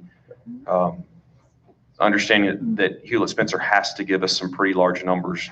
We've been through this before. They can't give us refined numbers. And if I'm bidding a project, I'm going to bid high too until I can, sharpen the pencil and get things down. I get that. And if we want, as a board, want to sharpen that for them a little bit, I don't see that that's a problem. But I guess I'm not understanding after multiple discussions that I thought we were moving the same direction that we had talked about here to be changing gears on that. It concerns me because I don't think it's fair to staff again. Now we're going back and redoing something. So if the board needs to revisit the entire capital 5-year outlay, what the plans we were looking at doing, then I guess we need to pause budgeting and do that. No, and I want to clarify, my comments were more or less walking with $97.5 million to the county commission, and they look, and once they stop laughing, then what are we going to ask for? I mean, I want to have a backup plan. I guess what I'm looking for, yes, this is what our needs are. Yes, we've already talked about that. But we can walk out of that room with nothing too. So we have to be able to say, well, I mean, where we go? Ms. Irvin. Yeah, I just want to say, I don't feel like I'm backtracking at all because we had that Saturday session and our needs were a high school, It didn't say Battle Creek High School, it said a high school. Then it said a elementary school. Then it says Santa Fe Gym, and so on. So when I read that we're closing Spring Hill High, not that we're doing that, make sure that's in, but that's the potential, closing Spring Hill High School and moving it to Battle Creek High School, that was not what I heard. What I remember hearing from the Saturday work session was even maybe, hey, I even heard someone say, hey, we can even build a 3-story addition on to Spring Hill High School, and that could save us money. I mean, I didn't dream that. I'm pretty sure that wasn't in my crazy head somewhere. I'm sure I heard that, but here's my thought. I'm looking at, we're asking for 85 million, and this is what, and I know I haven't been here the whole time and I don't get it, but I think we should kind of like bullet off ideas, because I think if we go to the commission and we say, this is the direction we're moving, we're looking at getting this many seats in Spring Hill for high school, this many for elementary, and a gym. But I think we can tell them honestly, hey, we need 4 million for a gym at Santa Fe. Hey, we need 10 to 15 million to renovate Spring Hill for whatever purpose we seek, whether it be elementary or whether it be to keep that as a Spring Hill High School. But like I said, if we use, because the way I've understood it is cost from a high school, come when you look at all the facilities that go into the sports. That's a huge cost. And I'm looking at Battle Creek as already a campus school. I just don't understand why we can't put a 1,200 seat Battle Creek. Then you've got, first of all, how many does Spring Hill High hold now? Is it 1,100? 12. Okay, so then you're potentially getting 2,400 seats for that north end of the county for high school. I mean, am I missing something? What I would say to the athletic facilities at Battle Creek, the football field has been built to convert, to add a track, to expand the seating. The baseball field at Spring Hill Middle, or at Battle Creek Middle School, cannot be a high school field. It's not large enough. If it does, we'll have multiple players setting new home run records every year. And when you get into that world, it just can't work. If you wish to move that direction, we can do that. I will say, if you choose to stay at Spring Hill High School, you're still going to incur athletic cost because that stadium has to be replaced. The biggest issue we had with water over the weekend is going into the first base side of the softball field at Spring Hill High School and out the third base side at Spring Hill High School. So That's happening at every school. My kids can't play. not right now like it because- happens at Spring Hill High School. I promise you, not like it happens at Spring Hill High School, because all of the flood water from the roof empties onto the softball field. Great design. But you still incur the athletic cost outside of the baseball field. Baseball field at Spring Hill wouldn't cost you anything, but the stadium seating at Spring Hill High School has to come down. And as you do that, then that leads to work on the field or anything you're going to do, because as we've said, and you can direct me if I'm wrong, I would hate to come in and just put up new bleachers and leave the rest of it as an old project. We just talked about the Whitthorne Gym. We didn't finish it. If we're going to do the stadium, let's do the stadium. But that cost doesn't go away. It may be lessened to a degree because you don't have a baseball field, but it's still there. And if you say $10 million to turn part of Spring Hill High School into an elementary school, we can do that. If you say $10 million to renovate Spring Hill High School, you're not adding a seat, because we have to address some of the inner working issues first. And that just has to happen. The cafeteria, if we add any seats, has to be expanded. We have to address water and electrical issues. If we expand that, the auditorium has to be expanded. I think there's numerous reasons that cost would get quite expensive. So, I mean, it's just going to be, and the other thing is, and I believe I said to you all along, we need high school seats on the north side of the county. You can send kids to Central, but if you send kids to Central, you got to send Columbia kids to Mount Pleasant. I can bus them. you tell me, you know, but if people in Columbia don't want to go to school in a Columbia school, then they sure don't want to go to school in a non-Columbia school in Mount Pleasant. So at some point, they have to have some seats. And if we don't add any seats, we got a And problem. we're talking about elementary. No, I'm talking about high school. We have to have So high now school we need seats. high school for See, Columbia, we- or are you just talking about for Spring Hill? North side of the county, Well, and I thought, I mean, like, that's just what I'm just not getting. I mean, I'm not saying let's ignore it. I'm saying let's do something, but I guess I just don't understand. But what I do know is that I'm hearing from the community. I mean, I understand the financial side, but I also understand the logistics of parents. I understand parents like campus areas where they can easily get their kids during drop off and pick up. I understand that people look at Spring Hill High School as having all of these high school facilities, and it makes zero sense to the community, and that's my job to help articulate. But I need you to help me understand how to articulate that, to just say, oh, we're just going to scrap that and put an elementary, and then we're wasting this, and this. It just sounds like we want a grand Battle Creek, and I'm not in favor for that. And maybe you can help me understand, but right now, I just want to do what's best for our community at whole. And I look at it from what I see for 85 million. There's a lot of ways to spend 85 million and get the same end result. So Thank you. Mr. Lindsay.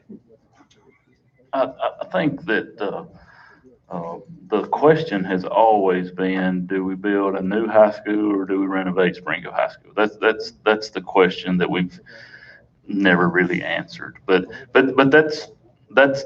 we've got to do one of those two options. And if we build Battle Creek, we wind up with 2,000 seats for 65 million bucks.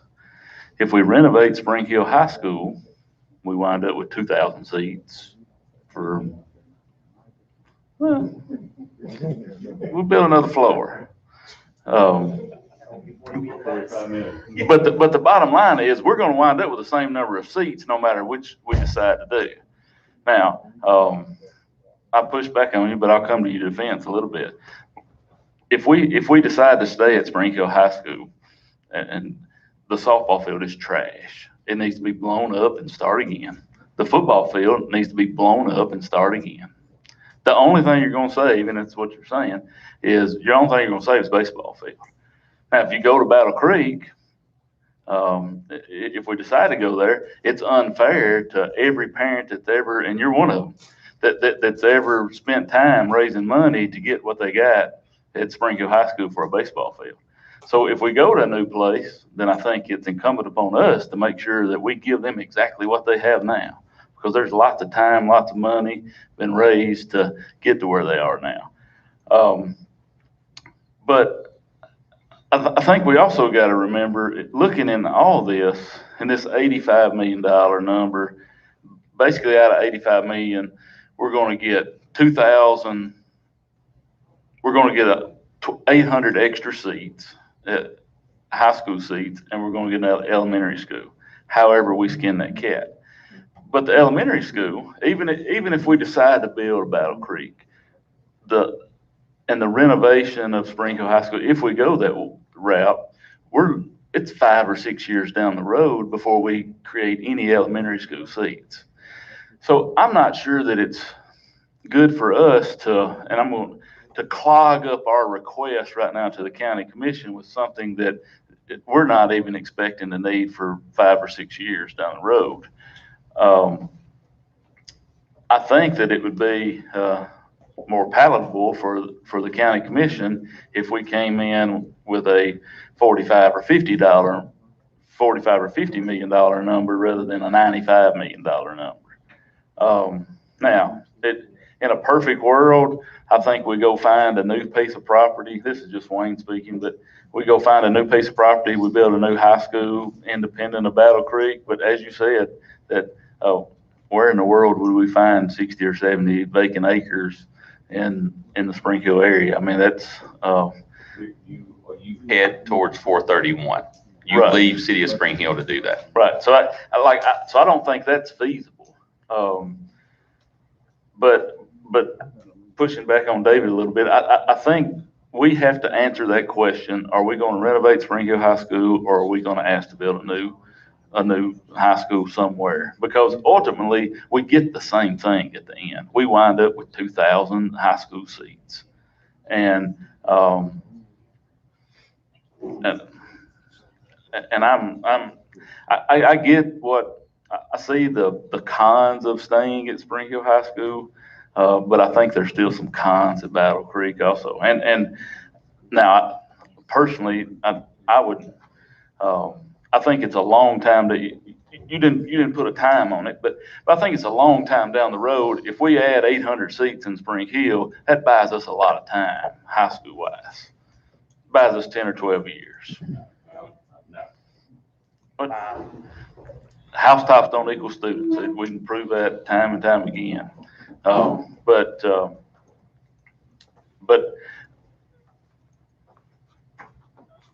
I just think it's an easier sale. If I were sitting in the county commission seat and they got to raise taxes to do this, no matter what we ask them to do, it's a lot easier to raise taxes to pay for a $45 or $50 million bond than it is for a $95 million bond. Mr. Howell. So if we spend $40 million on a renovated Spring Hill High School, do we get a finished product like Central High School? Was it functional? Will it work for us?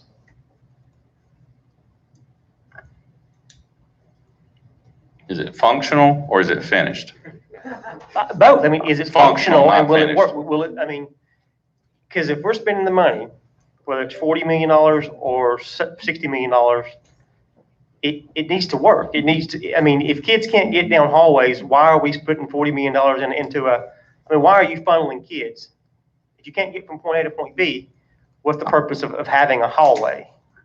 So, I mean, if we're trying to make it a functional building, then what do we need to spend to make it a functional building?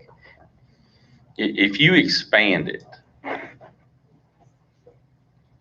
hallways stay the same, no matter what.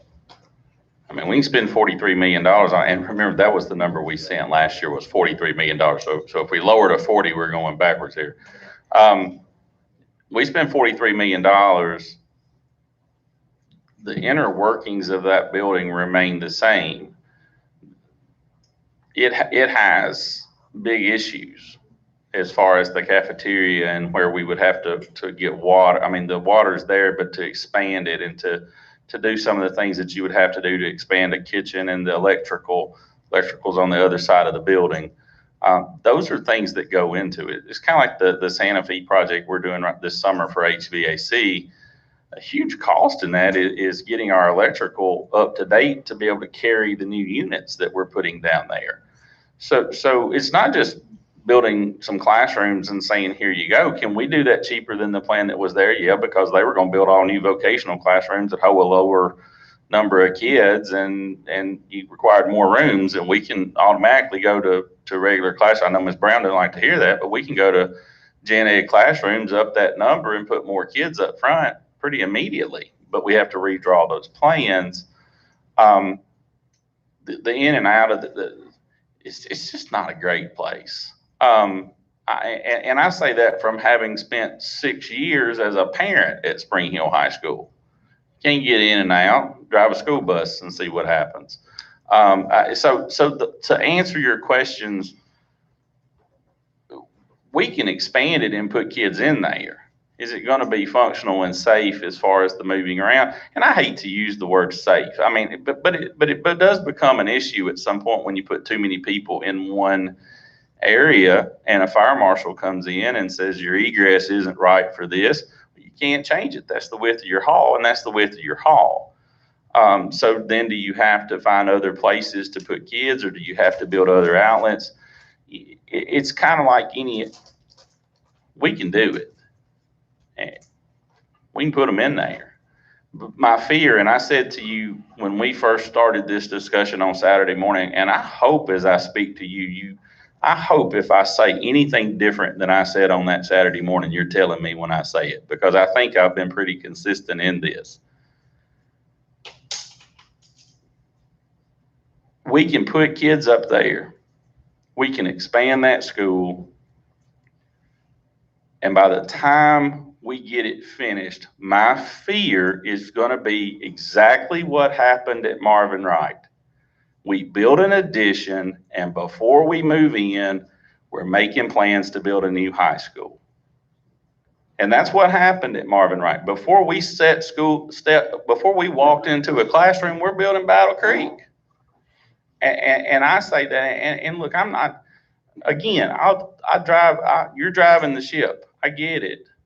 You know, if I step out of this role, the taxpayer, so what, they get sticker shock on the front end. If it's going to cost me less over the next 10 years, they just have to suck it up and know that's what a new car costs.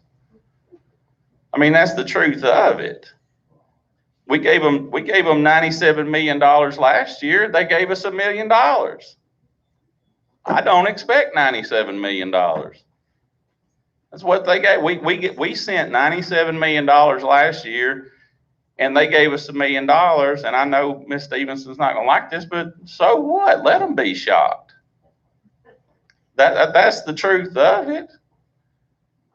And down the road, everybody that pays taxes in this room says that 10 years from now, I'd like to have spent less money in 10 years than I do now, or I do by piecemealing it together.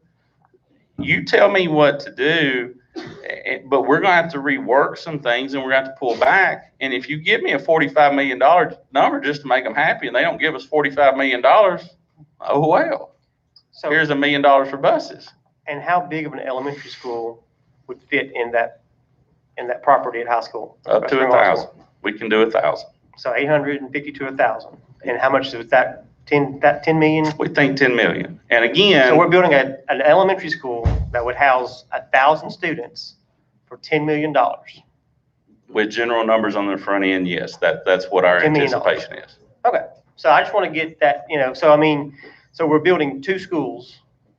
We're building a very large school with a large capacity that we could then rearrange schools and possibly get our 5th grade out of middle school and back into elementary school, where I believe this entire board has said we want to do. So is that possible as well with this plan? Everywhere but Mount Pleasant, yes. Okay, so we're everywhere but Mount Pleasant. So we're getting progress here. So we're not only are we checking off another thing, that this is something that we as a board have talked about, is moving kids back into elementary school, 5th graders back into elementary school. So this is possible. Possible, yes. Okay. So I'm not done with you. It's a big number, and I agree with you 100%. And I feel that if we didn't ask for what we need, we wouldn't be doing our jobs. I understand. Last year we did ask for a lot of money. The previous year we asked for a lot of money. And have we gotten it? No. Is that their fault? No, I don't. It's just what it is. But if we just say, oh, no, we don't need this high school, we don't need this elementary school, we're going to ask for 10 buses, we'll get 5. We're going to ask for, $4 million or $10 million in bond money to to maintain our schools, we might get 4. That's just the reality of it. But if we don't let them know what we need, how do they know what we need? And that's where I'm going to leave it. And I need to correct myself on something.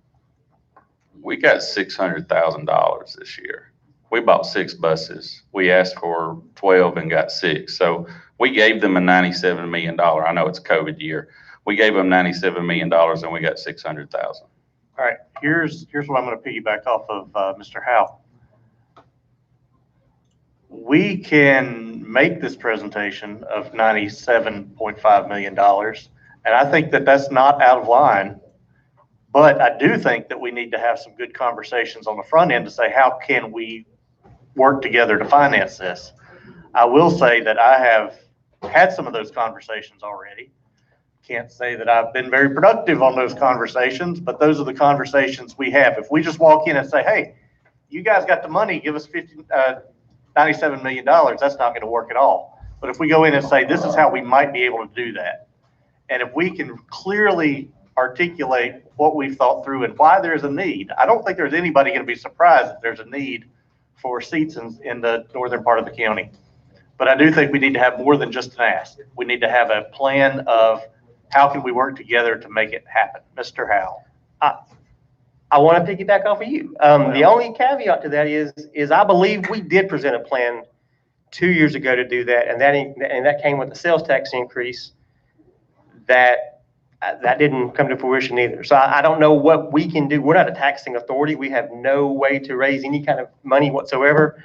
We can just present ideas. We presented an idea, and it looks like we're still spinning our tires trying to come up with more ways to finance stuff that we can't, we don't have the taxing authority. So I don't know what we can do, but I'm open to any ideas of anything we can do to figure out how. It just takes teamwork. Mr. Moore. I guess I'm going to go back to, I'm still confused with, we as a board have changed direction of what we had talked about. Because again, I was under the assumption this was the direction we were going. I'm hearing from some other people. Oh, we're back. I guess I missed that part too. I mean, because that, to me, that's all that really matters. Again, the funding will have to happen or it won't happen. That's their choice. I'm more concerned that we were working on creating a 5-year facilities plan. This is aligned with that. If we want to try to tweak the numbers, I could get that, but I still want to, I was getting nervous when you were mentioning, Mr. Chairman, about having a contingency plan, some other things. I just want to stick with whatever we as a board decide and keep moving that direction. Now, if we decide we want to do something different, Mr. Lindsay had some ideas that I don't think are outside of the scope of that, about looking at different properties. That's fine, but I would rather this board get back together, talk about that, roll that into our 5-year facilities plan so that our staff has a very clear idea of where we're going. I would prefer not to do that simply because I think we've already kind of done a lot of work, and I hate that we would throw them another curveball at this point. I still say I'm okay with the concepts that we have aligned here. I wouldn't have a problem looking at a slightly lower number personally. I think that the number for the 2 projects are a little high, and I would be comfortable going lower by at least $5 million on that. And I still think it can be done and done well within those numbers. And I don't mean that to say we're just going to do the first 2 projects and cut out the other ones. I think we can make it all fit in that number. But that's just my take on it. I would be interested in other people's. Ms. Irvin? I was gonna give, I think he was wanting to speak. You can go ahead and then I'll take it next. No, go ahead. Well, like I said, it just caught me off guard. I agree, we need seats at a high school. I don't agree with where, but because we didn't discuss where, we discussed seats at a high school on the north side of town. We discussed we needed elementary, we discussed we needed a gymnasium. So all I know from what I've heard is that we usually don't get the money that we request. So I think whatever we do get, hopefully we get it all and we can just, get happy building. But if we don't, I don't want it to have to be like stalled, because here's my thing, and I know it's third request, but 4 million is a lot easier to come by than 65 million. And if we can give us 4 million to go ahead and get started on, say, the gym at Santa Fe, and then when we can get it, I mean, whatever they're willing to do, but I think we should have them dotted out to where hopefully we can get some. And then let's say they can come up with 50 million, but they can't come up with the other higher number, then we need to have a backup plan of what we can do to get moving, because like you say, time is of the essence. And maybe I'm sorry if I don't understand completely, but I'm just wanting to get us seats and accomplish these goals and satisfy the community's needs too. I was just gonna say, I don't know that I necessarily have a preference on where it is. I know that there's reasonable minds can disagree on this, but what does concern me a little bit is I do think that in some ways we do have to plan for contingency. I mean, I'm just thinking about Central High School, and it took 10 years to get Central High School built. And I don't think Spring Hill can wait 10 years to get a new Spring Hill or Battle Creek High School built. And so this board is going to have to deal with that if it happens. I'm saying if the funding doesn't happen. I do kind of like what Ms. Irvin was saying as far as more of a bullet point for the 2 projects. But I mean, I think the gym at Santa Fe maybe can go on there, but I think, the high school has to be first, because I agree with Mr. Lindsay. I don't think the elementary school is an immediate need right now. And so maybe that can help us get this number down. But I mean, I've been on this board for 6, almost 7 years. We ain't gotten anywhere near $97 million anytime we've asked a commission for money. And it's been a lot closer to like 50, 60 when we've asked. And that was usually when commissions were like maybe early on in their tenure, not like a year away from having to go through re-election. So that's really just kind of my concern as far as just the timing of all this. And I agree, we have to ask for what we need, but we've done that in years past and not gotten anything. So I don't think we can do that for 10 years and just be kind of oblivious to what they're dealing with. I mean, they do have to deal with the taxing side of it, and we don't. Mr. Lindley.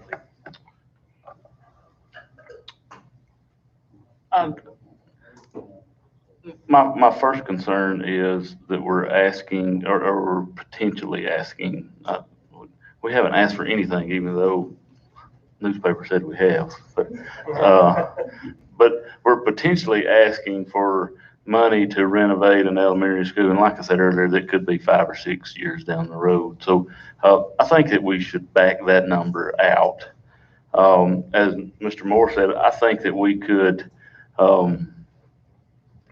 reduce that number some. And I have the feeling that we should get an educated number, and then a number that we all can, or at least 6 of us can agree on, and then we charge architects or whomever to design to that number. Now, obviously, we can't tell them to build a 2,000 student high school for $15 million. I get that. But if we come up with some reasonable number, if it's a $60 million number, then I say then we charge our architects, we charge our design team that, come up with us a high school for $60 million, or because it doesn't matter what we come up with, if we can't get the funding to do it, we're just sitting here spinning our wheels. So we have to get to a reasonable number. But Doug, I know bond rates are really low right now, so I'm sure that plays into this. But also looking, and I'm getting outside of my bounds when I say this, but looking forward, does the county have some debt that's about to roll off, or in the near future that's about to roll off? And where I'm going with this is, because it's going, whatever we do takes a tax increase. It doesn't matter if we ask for $4 million or we ask for $97 million. It's going to take a tax increase. But if we got a tax increase, if we asked, let's say, I'm just throwing hypothetical numbers, they don't mean a thing. But if we went with a $65 million ask, and the county commission decided that they're willing to raise taxes for that, to pay that bond, and then 6 years down the road, we're ready to build an elementary school somewhere, do whatever, is there any debt going to roll off the books in the next 5 or 6 years that maybe they could repurpose that money to take care of another project? We have some coming off in 2028. That's 6 years, 7 years right now. Do you have any earlier? We just had one roll off this year. And is that the HVAC project? Which one was that?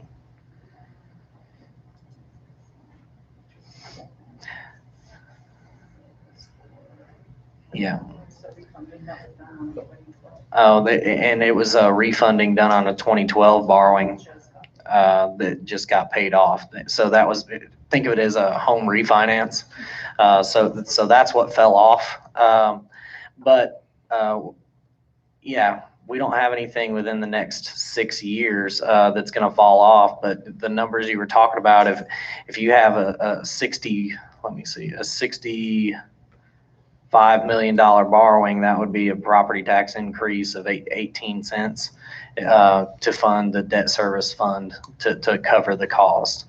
And if you wanted to do something higher, rates really are at a low rate now. We got a ridiculous rate on doing the HVAC repairs. Borrowing that $3 million, we got 0.37 interest rate. In comparison to the state wouldn't even give us money for that cheap. The state gave us money at 0.5%. So it really is the time to borrow, but I expect those rates to steadily climb up at this point in time. If anybody ever wants to do quick math on how much money, recurring revenue you would need to pay for debt, just take however many millions you're going to borrow. For example, if you're going to borrow 100 million, just type in 100, and then you're going to multiply that by 70,000. because that's for every million, you're looking at about 70,000 in revenue you have to generate to pay for that, depending on the interest rate. So that can go down as low as 60,000 per million if you're in a really good interest rate environment. And so you need $7 million in recurring revenue, and you can divide that by your current penny rate, which I'm estimating 250,000 for this year, good round flat number, and that's 28 cents. Just, yeah. sorry to cut you off. No, you know, next year, if I understand right, is a reassessment year? That's correct. Reappraisal year. Okay, just wanted to toss that one out there. So where do we go with this? I mean, I think what I'm hearing anyway is that it may not be a perfect ask, but it's an ask of what we need. And that would be the 97.5 number, but we could back out some of those projects that we know won't happen on the front end. Correct. I do know too, and I'm gonna say this, and I hesitate to say this, many of the systems across the state are addressing the second part of this capital needs list, these HVAC units, through ESSER money. You may not want to. It sounds like that's kind of the honey pot everybody's going after tonight. Don't mean to throw a wrench into it, but that's there. If you choose not to, and remember we talked about on that Sunday, that first part of that second part is the ask for just maintenance. We can do one, if not two of those out of that, and it just lowers the maintenance ask for this coming year. That is there. Beyond that first number, which I know is the sticker shock number, everything on here, the buses have to be replaced. We have that bus rotation going. We're asking for 12. Remember, and I've mentioned this several times, we've talked to numerous commissioners. We have a bubble year in 23 where over 20 buses come off the line, and we have tried to buy ahead per several of them asking us to do that so that 20 number falls down. This takes into account the purchase of 12 buses. 9 are falling off, so that's buying 3 ahead right there. But in 23, there's a $2 million line item for buses coming if we don't buy ahead. We had talked internally about the athletic line at the bottom, the 660,000. I know that within the budget in the 141, there's about a 327 ask, maybe 357 is the number, I'm not sure, that addresses minimum standards, something that the board passed. This was just to look at large projects. Those need attention. They need attention. This does not address the stadium, by the way. This is large projects across the system. We can add or remove anything you want us to in there. We can be as nimble with it as you want to be. If you want a backup plan for a high school, then we're going to renovate Spring Hill High School, and that cost is going to be around $45 million. And there's not another option up there. We looked at Spring Hill Middle. I know I'm just throwing headlines all over the place tonight. We looked at turning it into a high school. Yeah, there's no parking. Can't do it. So we've explored from that first Saturday that we first talked about this, and I've talked to numerous members that I'm looking at right now about options, and we beat our head. We tried to be outside the box. And again, I will say, and this is the last thing I'll say, that $85 million is a bullet point. It's a high school with all the design fees. It's an elementary renovation with all the design fees. It is a gym with all the design fees. And then we're going to push as far forward with that. If it's Mount Pleasant Elementary, if there's money left, we'll go to Joseph Brown. We're saying we're not going to ask for money for plans to sit on a shelf. If you want to buy the elementary school out, then we can do that. That just means we've kind of committed them to giving us some money to do something with Spring Hill High School in some form down the road. And I think they're smart enough to know that. But that was our commitment to you, is that we can take, and if you build a elementary school large enough that we can work towards getting that 5th grade moved in Columbia, then that's 5 of our 6 5-year items. And I would say that if I told you we had 6 5-year building items and we could do them for $85 million, I think most people would say we're all in, don't even talk about what they are. And I know, again, that a lot of money's being spent up north. Up north's making us a lot of money right now too. I hate to say that. Okay, let me jump in here and tell you what I think I want to see. This is what we need, right here, what we're looking at. But we also have to look at what we can and can't borrow at a given time. So if we have a number, this is the number I would like to take to the county commission and say, this is what we need, this is why, and this is how. But I also would like to see for myself the numbers on taking out the elementary school remodeling. You said that some of these HVAC units could be taken care of with other, out of another line item. Did I understand that right? Yes, sir.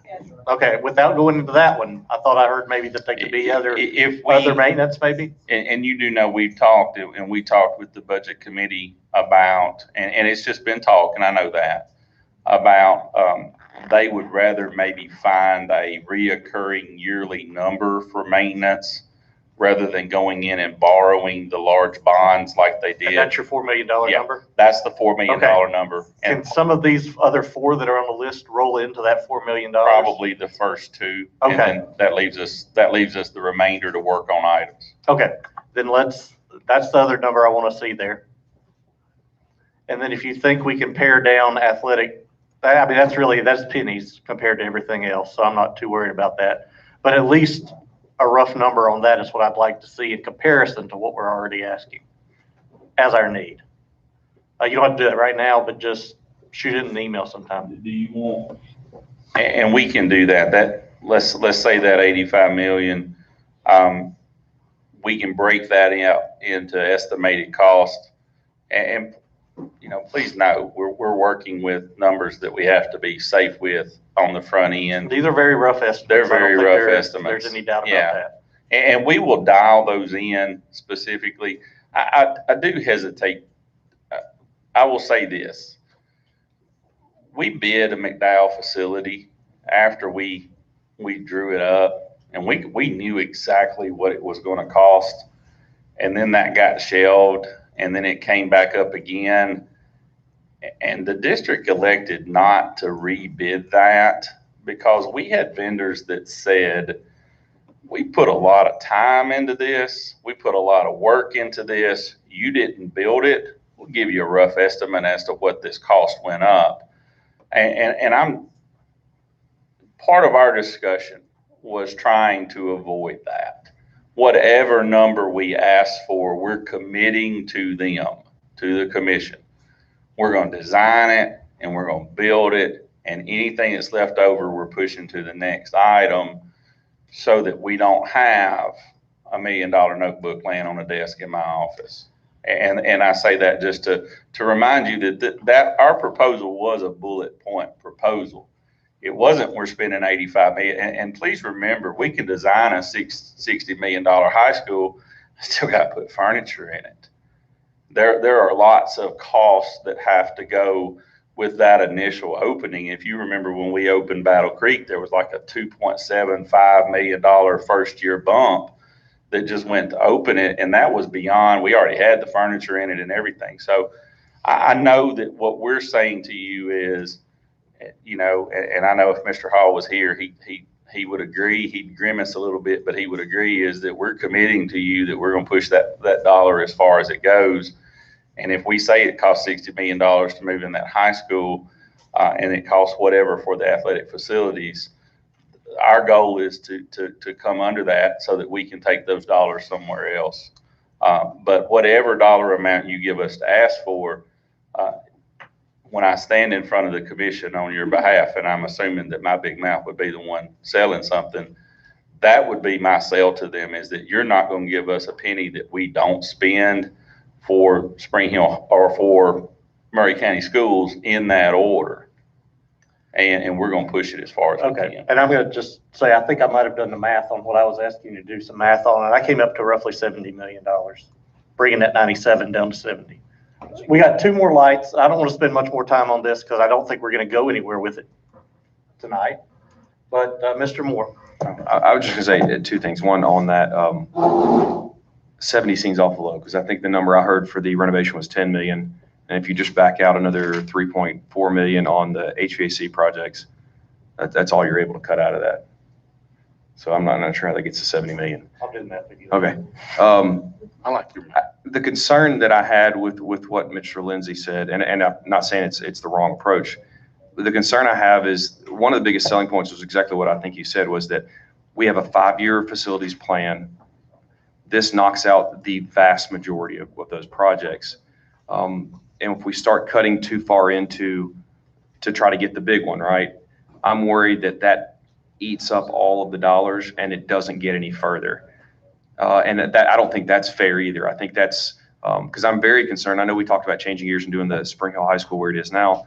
That $43 million number did not renovate other parts of the school. It only rebuilt certain new parts, but there were still plenty of other parts of the school that were not touched. And when I say not touched, that means they didn't even get new ceiling tiles. They didn't get new plumbing. You literally would have old parts of the school right attached to this brand new shiny piece. It also did not touch the sports fields at all, which was a whole nother issue. It doesn't address parking and a whole lot of other things that I think would probably need to be rolled in there. So I think it's probably unrealistic to look at that 43 million as if it's, even if it was a little extravagant and we could change some things. I still think there's some other costs that would push it up considerably. But back to Mr. Lindsay, I don't disagree with us squeezing the number a little bit. That's just my concern, is that if we squeeze it too much to have a contingency plan, is that we end up squeezing it to the point where we get one thing out of this. And that, to me, is a disservice to what the whole point of this was to try to get pretty much the entire 5-year, what I liked about it was we would say, hey, we pretty much are not going to have to come back to you for 5 years. I mean, that's kind of a pretty big thing. Any other option says, well, we're coming right back to you. That's the trouble I have with knocking it down a little bit. Mr. Lindsay, your light's the last one. I just want to touch on something Mr. Cameron said, and then you alluded to it too, Chairman Fulbright, but we haven't even talked about ESSER 3.0 monies yet, and we're talking about 14, 15, 16, 17 million dollars. I don't know what that is, 18 million, whatever it is. But my idea behind that is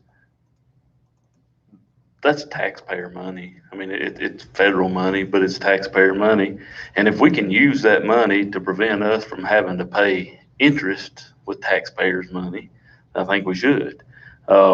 Anything, we beat up ESSER 2.0 and ESSER 1 and then I think Friday it might even hinted at ESSER 4. I mean, there's no end to this, but I think that we should, we're at a point now that we should start taking care of some of these needs and remove some of these asks, and it also relieves a burden of paying interest on that money. So I just wanted to hit on that. I know some people may be fundamentally against that, but I'm not. I think that anything that we can take care of, any one-time purchase we can take care of with ESSER money, we ought to try to do it. Okay, so I guess we stand at the point now where you've got a little work on some refining of numbers and seeing maybe if we could spend some of that money in some of these areas. Yes. And then that could help guide what we proceed with our ask. Okay. Thank y'all. Any other discussion? No, there is no other discussion on this. 2.3, employee comparative overview. Mr. That's just Lacona. a FYI item, Mr. Chairman, Thank you. for your, pretty much the rest of them are. Okay. Could you just, and I'm just looking at headline or titles here, additional payroll cost increase analysis, just tell me briefly what I need to know about that. It shows how we're under budgeted for this year and what goes into the difference and why we have to budget what we budget if we do move forward with the vacancies and new positions that are in it. Thank you. And the last one, I believe, was the information I may have requested while we were talking about this, was it not?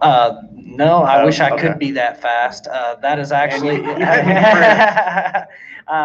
well, it was requested in advance of the meeting by Ms. Kinzer. And Okay. she'll talk. All right, yeah, Ms. Kinzer. It was a request I made because I just wanted to be able to look at the salaries at central office and principals, because we've got this thing on the table about changing the way we pay our staff and all. I think we probably need to look at that a little bit further. I'm not in agreement with that. And especially looking at the chart, that the organizational chart, and how that would change, give some substantial raises as well. And I don't even know, we haven't seen a cost estimate as to what, if everyone went out, and then who would be grandfathered, who's chosen to be grandfathered. I just don't think we're ready to do that. And I would like, for the discussion, I think maybe it maybe is a work, that we need to look at everything at our retreat in September, all of our salaries across the board, and have some plan. Okay, thank you. Ms. Parker? I agree with Ms. Kinzer. I don't think that we're ready for the adjustment on the administrative salary schedule. And I don't think that's actually included in our budget at this point anyway, is it? So just want to make sure we were all on the same page about that. The other thing, in looking at this document, I know that there are certain positions that are 11-month employees. One thing that, as we look at costs, are there any positions at central office that could potentially go from 12-month employees to 11-month employees? I mean, if you don't want to get rid of people, if we reduce time spent on it, I just think that that's another option that you could potentially look at. Okay. Thank you very much. Can we have these numbers and prepare for a healthy discussion on the 6th?